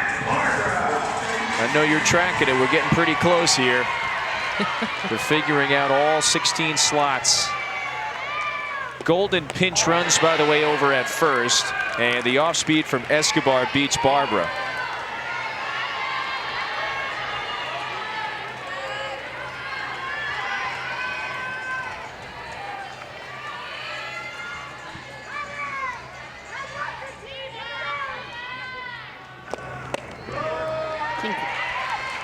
Whenever you look at the bracket, one of the most exciting super regional sets have been happening here and then across the country up in Oregon. We're going down to a game 7. Oregon and Stanford going to a game 7. Barbara towers this one. Woolley is ready to tag. Madry's got a great arm. There it goes. Safe. Very close play. Madry put it on the money. Texas A&M has got a runner now sitting in third, trying to bring her in. Great job by Madry, just getting behind this one, trying to go hard all the way in. But again, the speed of Coco Woolley, whenever you're catching that ball deep outfield, you know she's going to be tagging, trying to advance.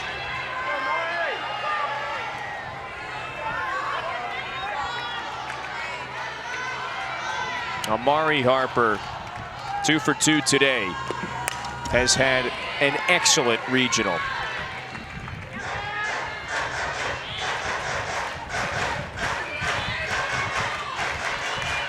Texas A&M has scored 14 runs, 17 runs, 18 runs in 3 of their 4 games.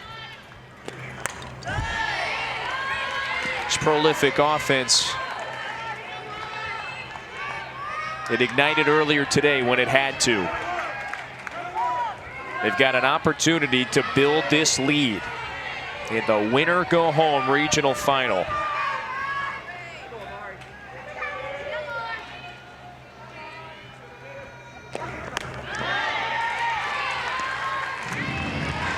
really want to go back to Coco Woolley and how she got this inning started. Just a soft slap, just placed perfectly, but again, the speed, getting the steal, getting over to second, getting over to third. That's a good spot to be if you have Amari Harper up to plate.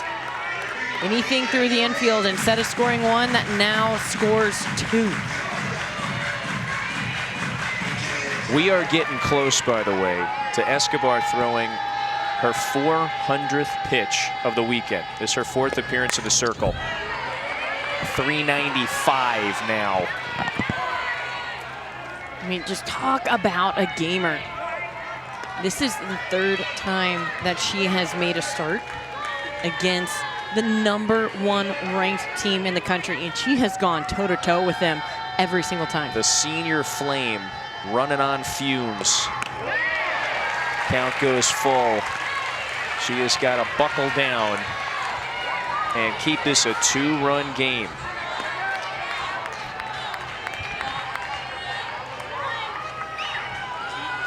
Big opportunity for A&M on the other hand. Payoff. There's a swing, liner out to left. Dorr has got it. Liberty strands a pair of runners. They're back at the plate in the 6th. Time running out for the Flames. We're going to flash it back to a critical moment in the 3rd inning when an obstruction call was added to this play. A throw over to third base. Tricia Ford and A&M challenged that there should have been obstruction attached to that.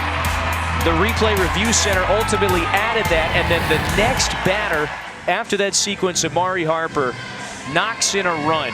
Coco Woolley scored to make it 3-1. Now Liberty, to make it 3-0, I should say at that time. Liberty later added a run, but in a tight ball game like this one at this point now in the 6th inning. How pivotal is that challenge and that added obstruction going to be? I mean, we saw that back in the 1st game. 1 run can mean everything. And right now, Liberty, they are running out of outs. It feels like Texas A&M, they have been in the driver's seat for a majority of this game. Taking advantage of opportunities. Their bats have been hot. Their pitching has been dominant. But I will say, this last inning, had that hard hit, the home run, single. But now there's a new pitcher. This is Emily Kennedy. She starts her 1st full inning in the circle once again against Liberty. KK Madry, Dorr, and Crane, 5, 6, and 7 due up. Madry takes that for a strike. Kennedy in the circle now. This is the All-American, the ace, the 20-game winner for A&M. In 3 games now against Liberty in the circle, she's been up and down. That's a leadoff walk in the 6th for Liberty. I mean, look at these two, KK Madry, KK DeMint. They have been on fire for their teams. A lot of power, a lot of RBIs. They are getting on base. To me, the biggest thing though, they live right in the middle of their lineups.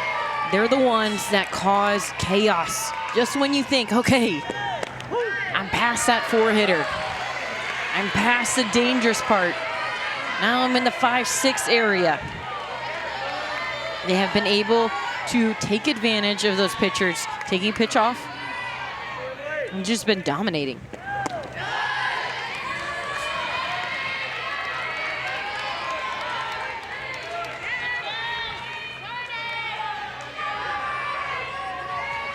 Paige Doors, the sophomore from Oregon.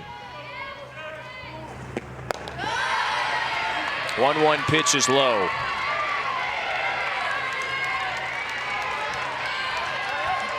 If I'm Liberty, knowing what I did against Emily Kennedy, my game plan was on point. I am excited to see her back on the mound. I would be as well. 8 1/3 innings against Liberty. That was yesterday in the Saturday battle, and then earlier today only pitched into the 2nd inning. She's given up 13 hits, walked 5 hitters, but she strikes out Dorr here. Emily Kennedy fired up. This one down in the zone. The drop ball works away from Dorr. Gets a swing and a miss. That is huge. Just as excited as Liberty is seeing Emily Kennedy had to be out in that bullpen, watching. Madry takes second after that pitch got away from Coleman momentarily. It's a new catcher behind the plate for Texas A&M once again. Coleman has just come in.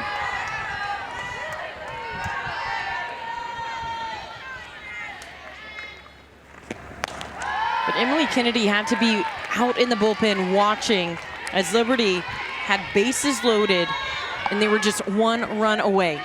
There's nothing she can do about it. The chance to get back on the mound, get out of that last inning, and come up big for her team. That's huge.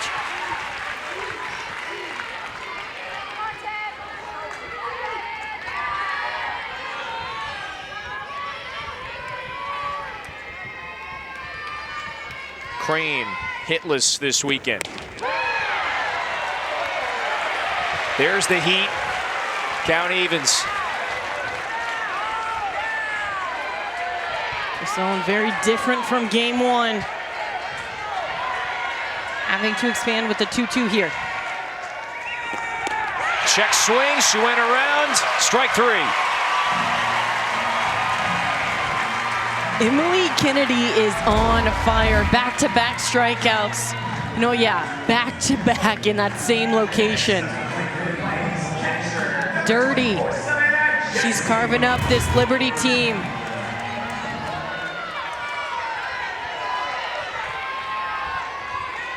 Next up, Savannah Jesse.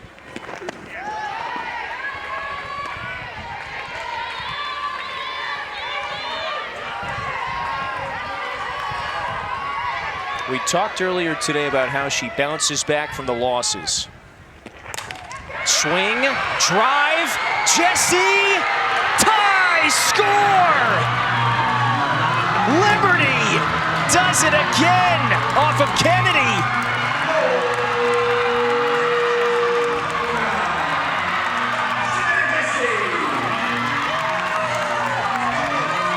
Just when you think you can take a pitch off, you can't.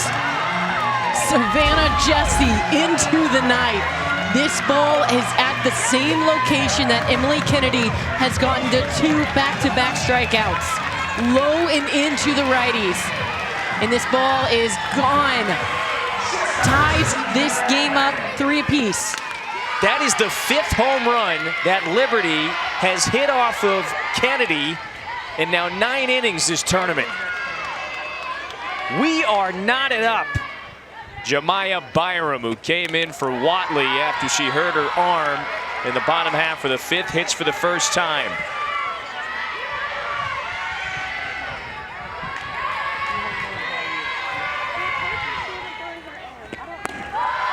There's one thing about this Liberty team, it is that they fight late in the game. They have come through time and time again. That is where they get hot. They rally, their bats come alive.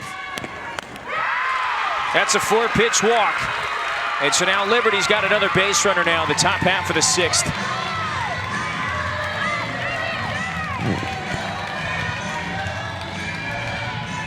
As tight of a leash Ford had with Lessentine, I would have a tight leash with Kennedy.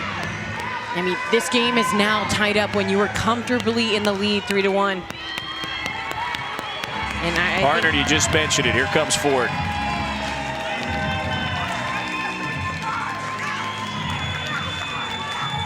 I think this is the right call. I mean, it's tough, but they just have her number. She did such an excellent job at the start of this inning, getting back-to-back strikeouts. But whenever you have that scout, whenever you've seen a pitcher time and time again,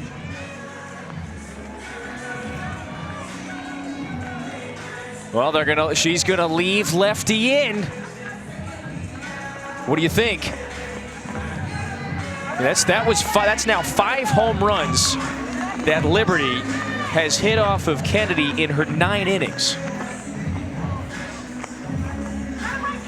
See Sparks and Peters getting warm. And it does look like we ultimately will make a change. So Ford bought a little time.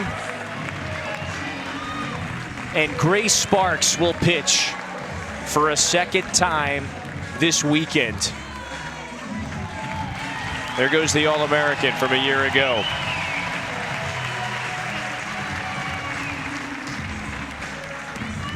While we have a moment, let's remind you, Game 1 of the Western Conference Finals. That's Tuesday night on the hardwood. The Thunder with that blowout victory over Denver earlier today. So it moves on to face Anthony Edwards of the Timberwolves, 8:30 Eastern on ESPN. And the Countdown Crew tips things off at 7:30.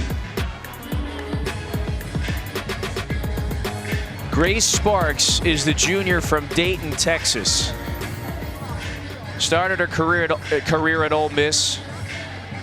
This her first season in this Aggies pitching staff. Has provided some great pitching depth, but now she pitches with the go-ahead run on base for Liberty. 2 outs, top half of the 6th inning, and this chaotic, twisting and turning, thrilling regional final day at Davis Diamond. We've ripped another left hand or right hand turn here.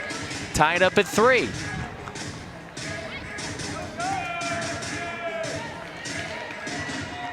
Tied up for 3. That's what Liberty did. They chased out multiple pitchers in Game 1, doing the same thing in Game 2. Haven't faced Grace Sparks today yet. She throws mid-60s. She is just pure drop ball. You're going to see that changeup tunnel off. Even that changeup drops down off of the plate. Kennedy, she did have a drop ball, but you're going to see it's a little bit slower. You're not going to have that up pitch. That's hit to left. Base hit for Savannah Woodard. The leadoff hitter for Liberty with her first hit of the evening. The flame, it's ignited again. Rachel Roop, the most dangerous hitter in Conference USA this season, steps back in. 2 for 3 today, a home run in the 5th inning earlier.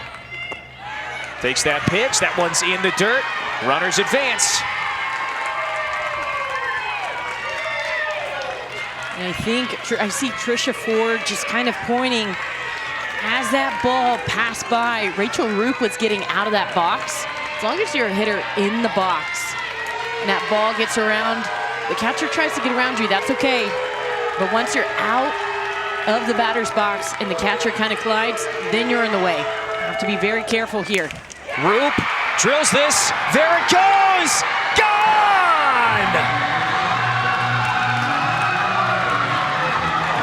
Roop does it again!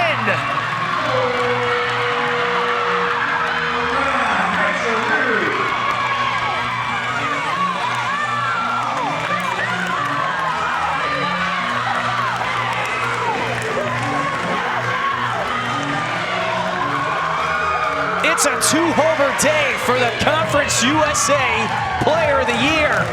This one puts the Flames back in front.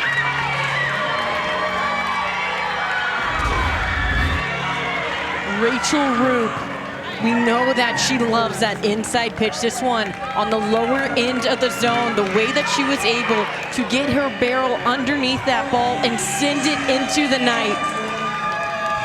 Talk about a comeback, talk about a fight.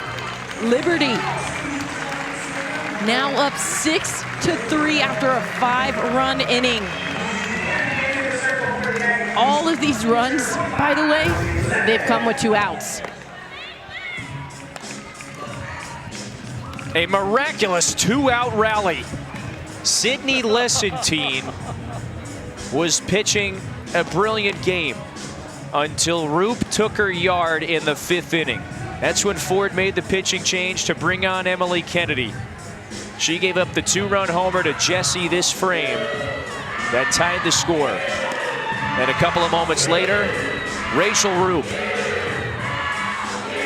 Is that going to be the biggest swing of her career? It's another 5-run inning for the Flames.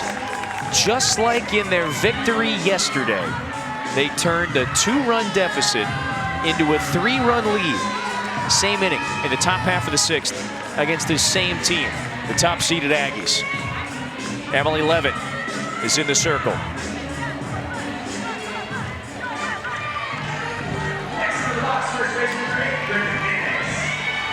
What in the chaos has been going on today?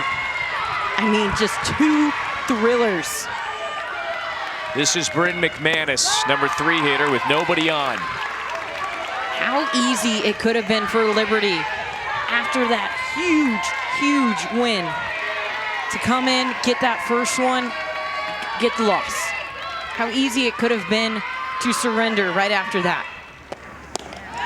How easy it could have been whenever you're down 3-0 in the 3rd.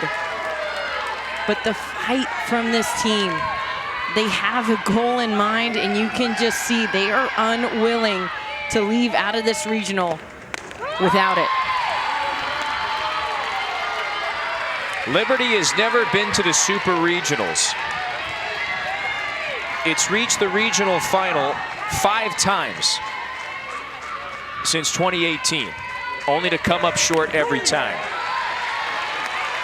Will something change today in the most dramatic fashion against the number 1 seed, the mighty Aggies?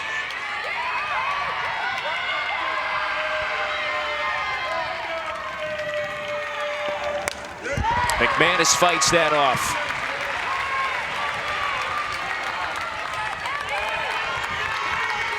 Texas A&M has now used 3 pitchers in this inning.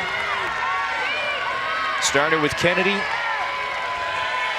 She was lifted after giving up the homer. Sparks saw 2 hitters. Levitt, called 3rd strike. McManus is out, but the damage is done. And all of a sudden, Liberty, after the 2-homer 6th inning, Jesse, Roop go yard. They got a 3-run advantage, 6 outs from a Super Regional.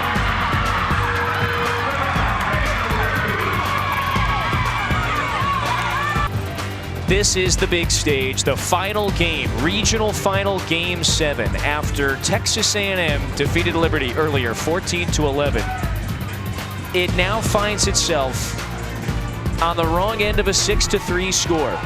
Liberty went for 5 in the top half of the 6th inning. And there's a whole lot of tense expressions now in that dugout. That nugget says it all. Since we went to this tournament format in 2005, in 20 years, no number 1 seed has been eliminated in this regional round. They have always advanced to the Supers. For Texas A&M, it's 6, 7, and 8 at the plate in the bottom of the 6th. And here's the warrior, Elena Escobar. She has been in the circle and started every game for Liberty this weekend. 400 pitches now in 3 days.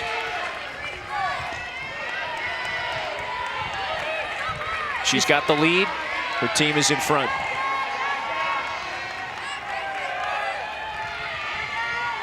KK DeMint takes the off speed, strike 2. Just the mental toughness that you have to have as a pitcher. Whenever you get to this point in the season, physically, your body, your legs, your arm, it is worn off. It is dead. It is tired. It comes down to mentally, who's tougher. 2-2, left side of the infield. Byram got her at first.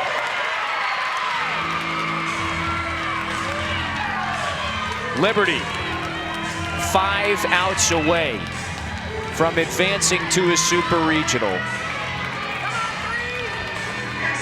Nicole, they swing in front in the top half with the dramatic 5-run top of the 6th. It is the home run, the long ball,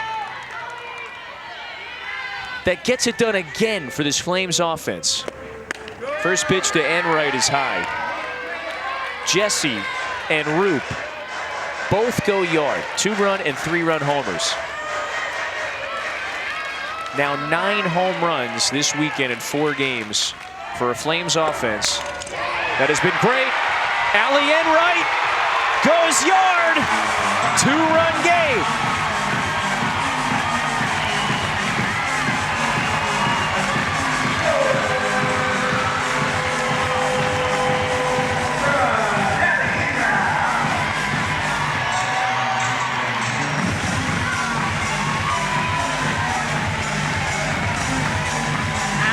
Enright.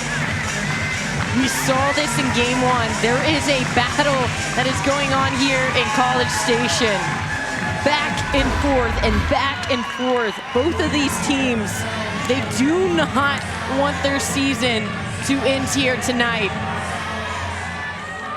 Allie Enright takes advantage of a pitch left middle from Escobar.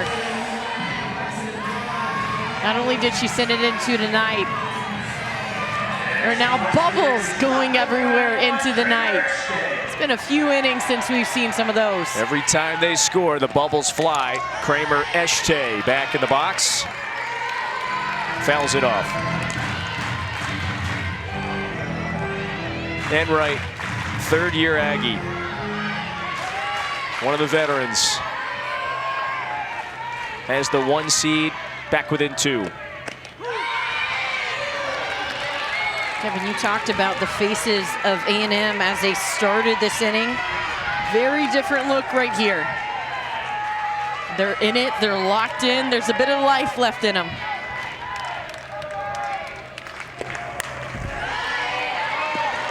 I mean, that ball got out of there so quick. Skedaddle on out of there. Tricia Ford has said over and over again, her teams, and specifically this one, they want their opposition to fear us until the last out. That's just off the outer edge of the plate. 1 ball, 2 strikes. The momentum swings back and forth all day. These 2 teams have battled. 1-2, back up the middle. That's a base hit.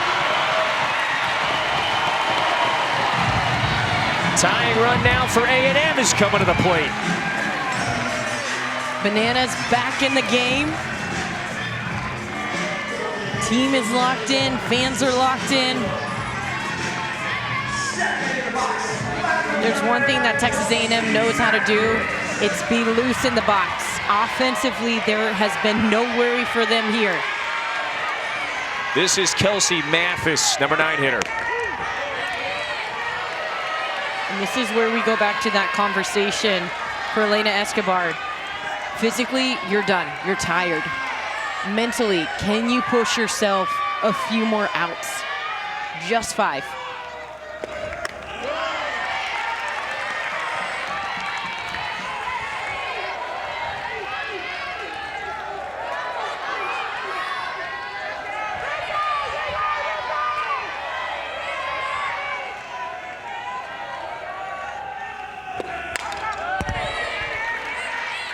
Counts 1-2.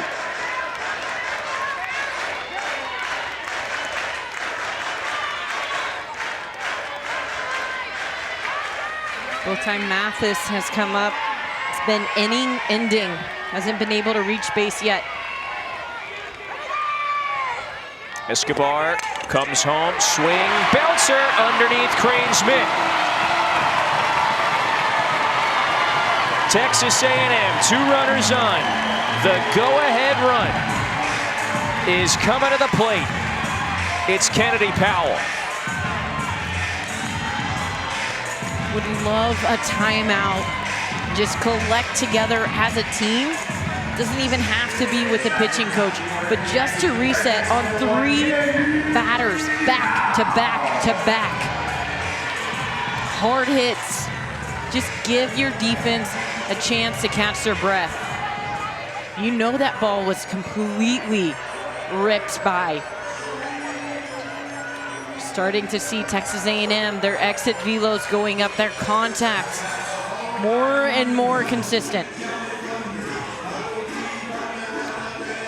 Remember, game one of the Western Conference Finals between the Oilers and the Stars. It begins Wednesday night in Dallas. Puck drop at 8 Eastern on ESPN. Coverage begins with The Point at 7:30. An emotional Elena Escobar heads back to the dugout. And we might see an arm that Liberty has not thrown all weekend. Don Richardson is calling on Kalen Yoder, the sophomore from Delaware, who turned in an all-conference season once again this year. Hasn't pitched all weekend. Is coming in here in the tensest of spots to face the #1 team in the nation.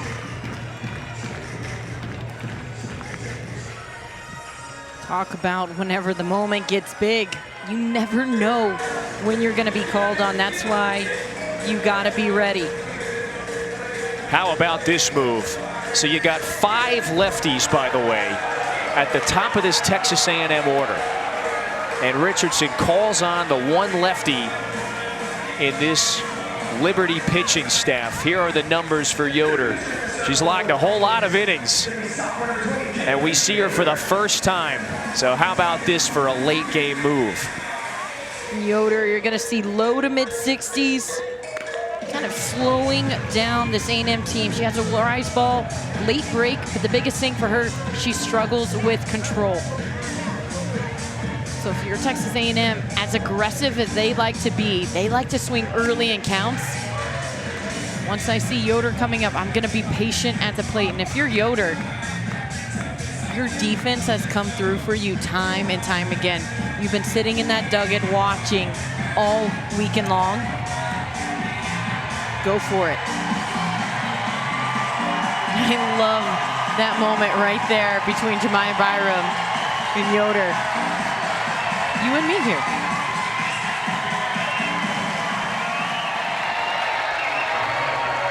Now stepping into the circle into the box for the Yankees. Third baseman number 1, Kennedy Powell. This is it. Final game of the weekend. Final moments. Late innings, bottom 6, 1 out, 2 on. Kennedy Powell with A&M down 2. Yoder spots that in for a strike.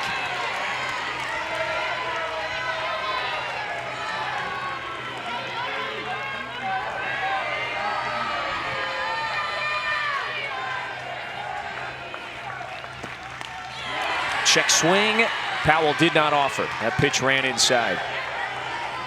While Yoder has struck out 78 hitters this year, Nicole, you hit it on the head. 62 walks, by far the highest walk rate on the team.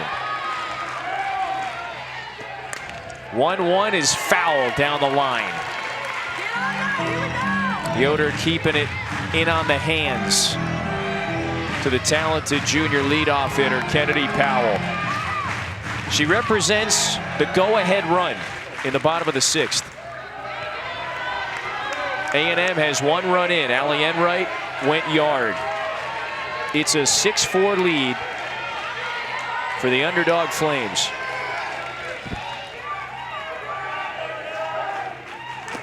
Powell swings, lofts it. Here comes Woodard, dives, and it winds up foul. Winds up falling in foul territory. Woodard nearly got it. Would have been the second out. Instead, we're going to do this over again. I mean, look at Woodard, full extension. I mean, that just hits off the top of her glove. That one, falls foul. From the point that it touched her glove, it was on the foul side of the field. We've seen so many moments, so many chances that A&M has taken advantage of, and this one, a great effort, but another chance for a very dangerous hitter here. That was close to falling in fair territory, by the way. We'll do the 1-2 again. Powell drills it. This chases Madry back. She's got it near the track. Runners tag and advance.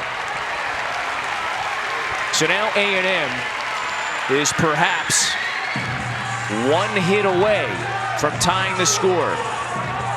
The senior from LaPorte, Texas, is about to dig into the left-hand batter's box. This is Coco Woolley, 2 for 2 today, and scored a big run back in the third.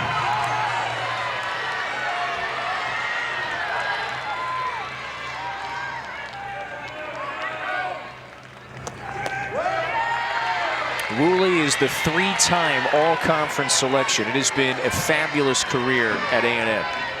400 hitter this season. 11 for 19 in this regional.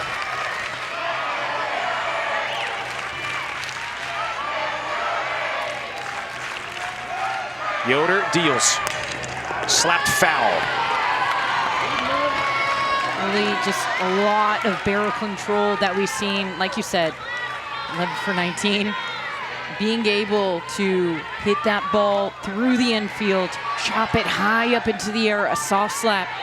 She has a lot of tools that she can go to. Right now, there's a lot of options. This defense playing pretty deep on her. High stakes moment. 2 outs, bottom 6. Gets to the backstop, and that one ricochets so quickly off the screen, right back to Jesse. Eshte broke immediately and then had to slam on the brakes. Wild pitch that time, nearly burns Liberty, but everybody stays put. First appearance this weekend for Kaylin Yoder. Woolley slashes it foul, so the count evens.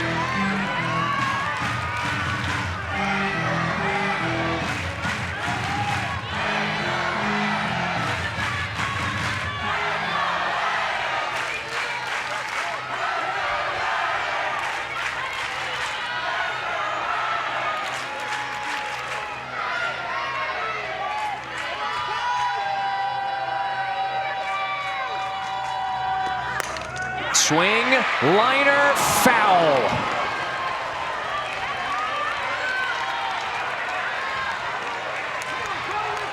How close have some of these foul balls been?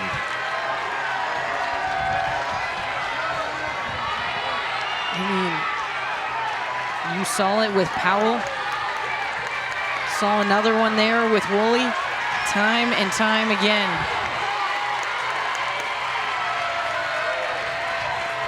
Let's do a 2-2 again. Woolley waits. Chopper, left side. Backhanded stop. 1 run comes home. No play for Byram. It's a 1-run game.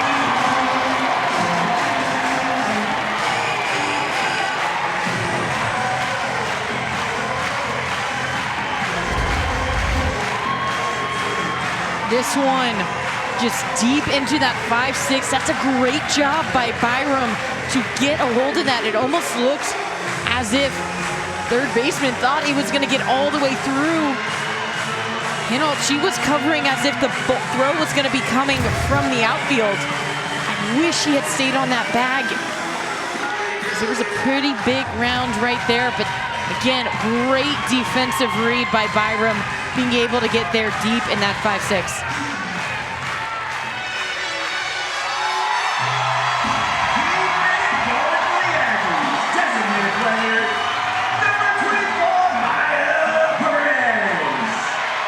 There's the feared slugger, Maya Perez. Tying run is over at third. That's tight. A&M responds in the bottom of the 6th inning after Liberty swung in front with a 5-run top half. They've got 2 in, tying run at third. Go-ahead run is Woolley at first.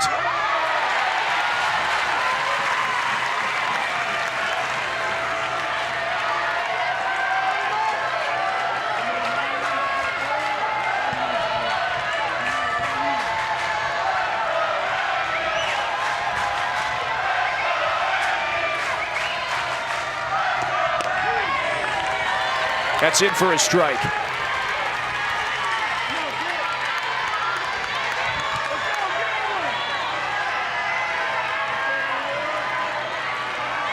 Another thriller these two are playing in the regional final. Perez jammed. Is there a play for Jesse? No, that one winds up hitting the screen. Jesse, boy, almost tumbles through those dugout doors. The swinging doors. Yeah. Very close, but Perez now has another chance. A&M with a brilliant opportunity to tie the score. Last night we got to hear from Perez and just the joy of playing for her team playing for her. What a moment to find herself in here. Can she come through? Yoder fires, and the count goes full. Matt Barber is on deck, the cleanup hitter.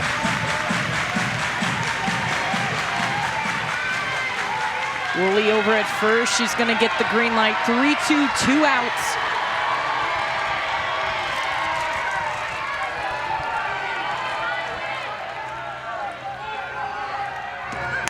Three-two, blasted out to left. Door is under it. Inning is over. Texas A&M does get two. It's a one-run game going to the final inning of regulation. Regional final, everything on the line tonight. To the seventh inning we go. The action today between Liberty and Texas A&M has unfolded like a gripping movie. And now we're perhaps at the suspenseful conclusion. It's a 6-5 score. Liberty, the underdogs, Conference USA champs. They've never been to a super regional with a one-run lead in the top half of the final inning of regulation. Emily Levitt is back in the circle to start her first full inning of work today after coming out of the pen in the sixth. Faces 4, 5, and 6 in the Flames order. This is Alyssa Henault. 1 for 3 today. Strikes it foul. Back and forth, back and forth. Third game these two teams have played, and all of them have come down to the wire. But this is it, Nicole. This is the end of the road. Texas A&M down a run, trying to avoid becoming the first ever 1 seed to lose in the regional round. Count evens now. Henault did not offer.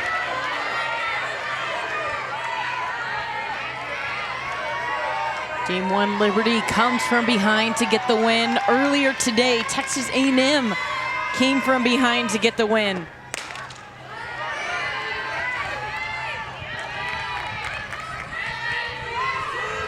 This has been one of the most fun regionals. Nerve-wracking for sure, but to be in this game right now, gotta be loving it. Called third strike on the outside corner. Henault goes down looking, and Levitt has struck out the lone 2 hitters that she has faced. Sounds like Levitt is loving it over here.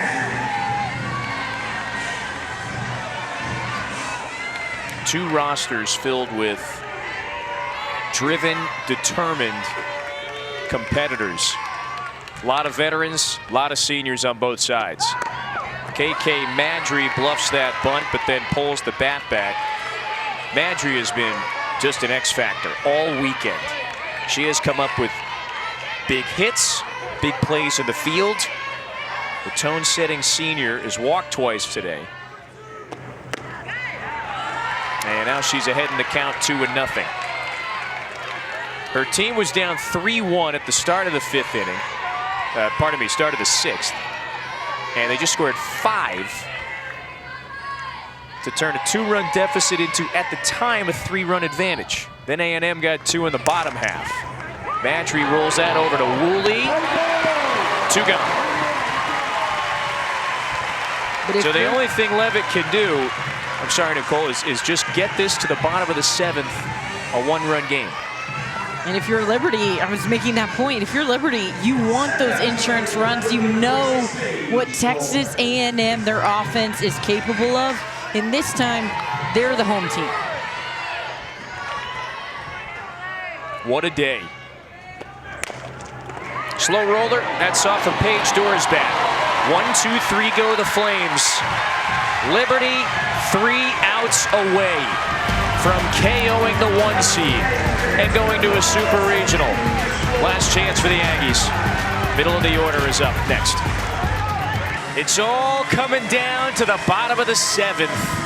The Liberty Flames, the Conference USA champs, and the most dangerous mid-major in America for years, holds the 1-run lead over the 1 seed.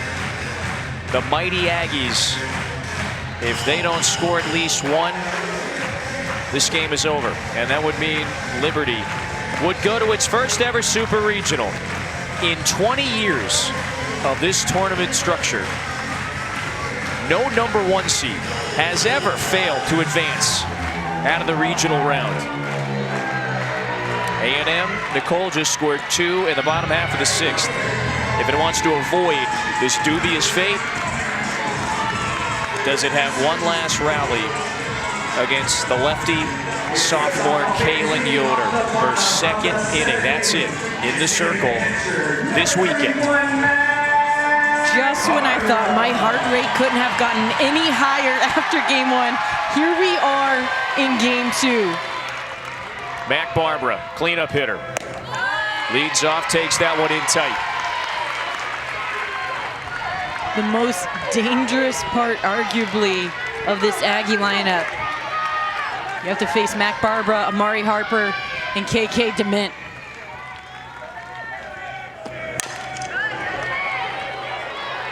That trio has been incredibly productive,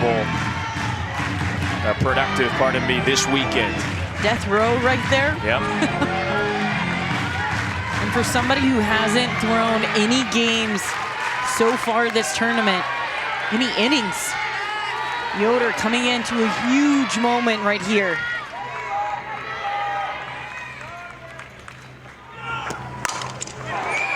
High flying into medium center. Madry has it lined up. Liberty is 2 outs away.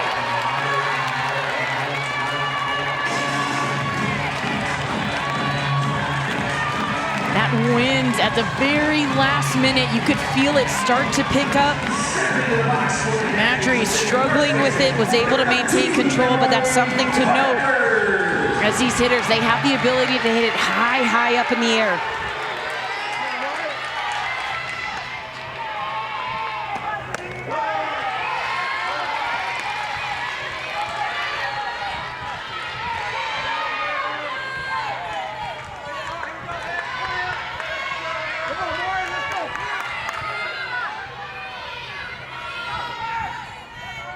Here's a 1-0 coming to Amari Harper. She's got a favorable count now.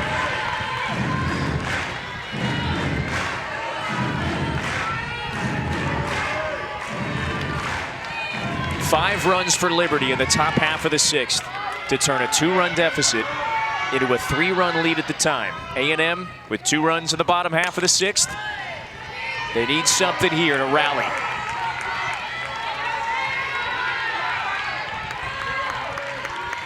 One last chance for the #1 seed in the field. Both of these teams experienced heartbreak last year. Texas A&M, it was against Texas in the Supers. Liberty, it was in the regional final.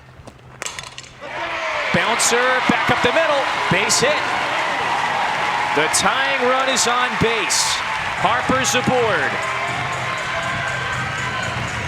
And the rookie phenom, KK DeMint, is coming up. And Texas A&M will pinch run for Harper. At scout level.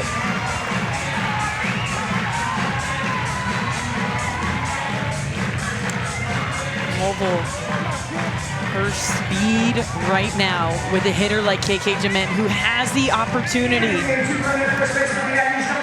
to tie this one up. She's been outstanding.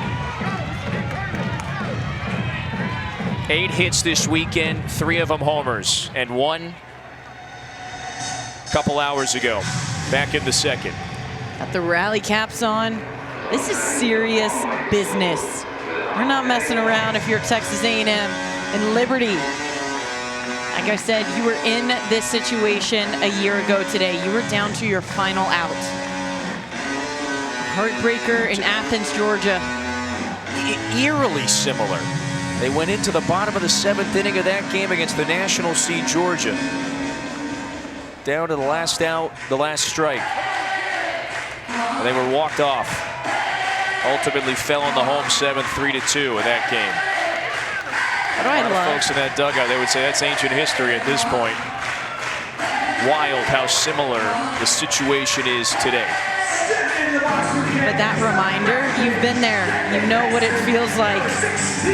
But in the midst of all that, head coach Stott goes out, leaves with a smile on her face, and her pitcher ready to throw to one of the biggest bats in A&M's lineup.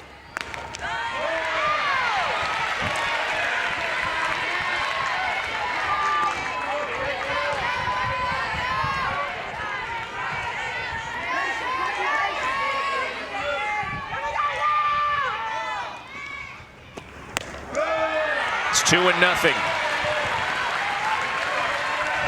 Yoder didn't pitch all weekend. The sophomore who has been very good in her 2 years. All-conference team selection this year. Came out of the bullpen in the bottom of the 6th. Just her 2nd inning in the circle. All weekend long. Replaced Elena Escobar, the ace of the staff. And the count's 3-0 to DeMint.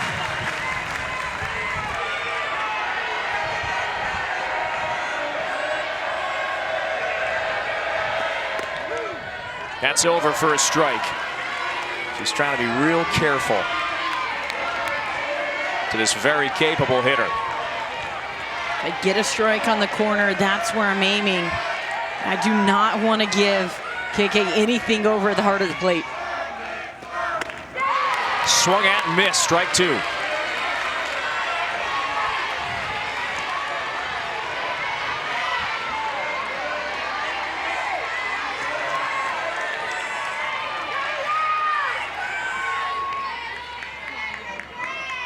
The payoff.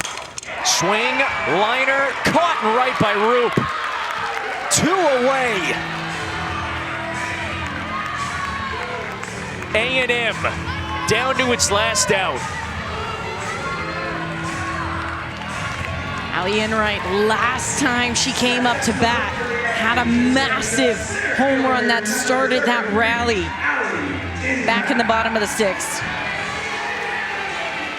Again, so many of these hitters in this A&M lineup have the potential not just to go yard, but to cause some damage. And right now, Liberty,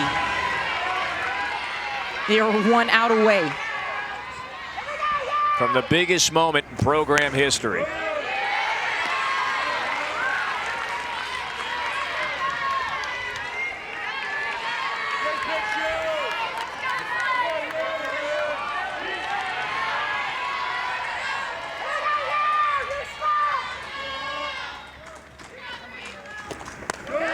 Two and nothing.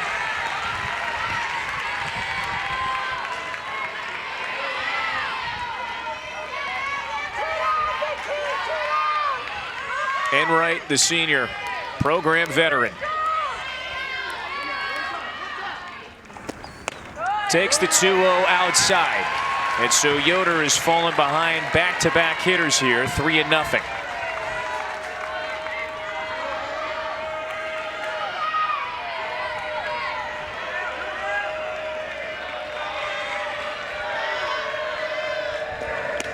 Ball 4, and now the tying run moves into scoring position. That's Lovell, the pinch runner.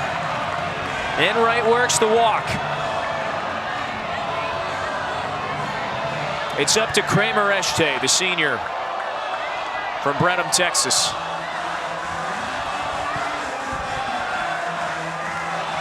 Right now it looks like there's some deliberation, and they're gonna stick with the senior.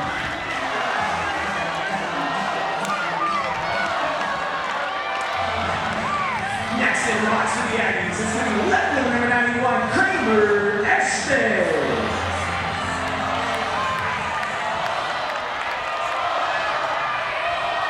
We're squeezing every ounce of drama out of this one. Este takes a strike. Winner to the Super Regionals next weekend. It's a 1-run lead for the Flames.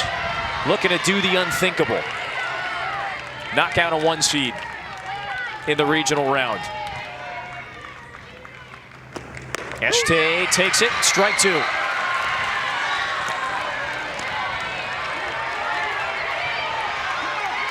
Liberty is a strike away.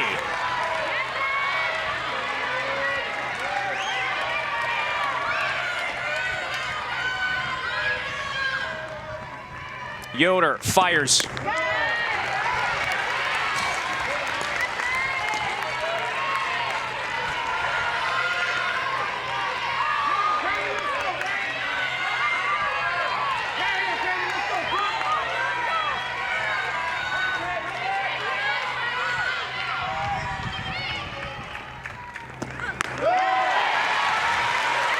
Two balls, 2 strikes.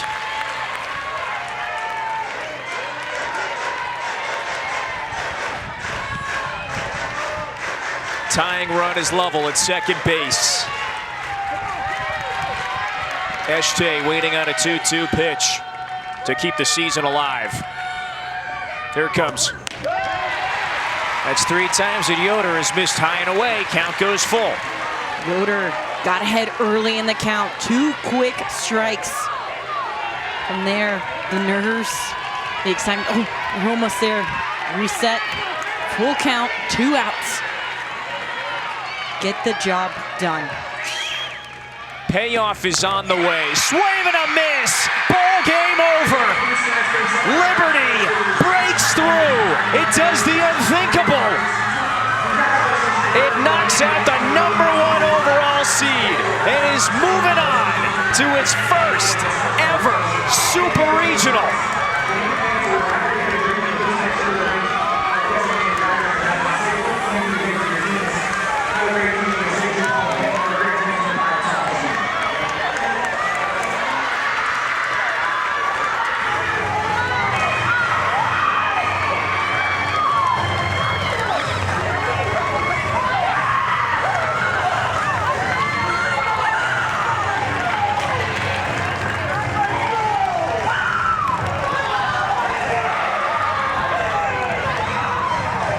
Years and years of heartbreak in this round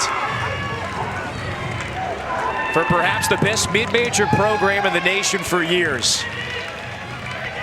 This season, though, it finally breaks through. And in the final game of this regional final, in the most dramatic late game moments, Kaylin Yoder strikes out Kramer Este, strands the tying run on base. Liberty has done it for the first time in program history, moving on to the Super Regionals. Wow, our Capital One rewarding performance. Rachel Roop's day, a solo homer in the 5th, and then the 3-run blast in the top half of the 6th inning. Rachel, put your team ahead for good. Yeah. What do you remember as that at-bat was unfolding? I'm just trying to process everything, but, you know, I was just trying to get my pitch, trust my work. Like, I've worked too hard to have so much pressure in these moments. Like, I was just, like, letting loose and doing what I do best and just hitting dingers. Doing what you do best, just hitting dingers.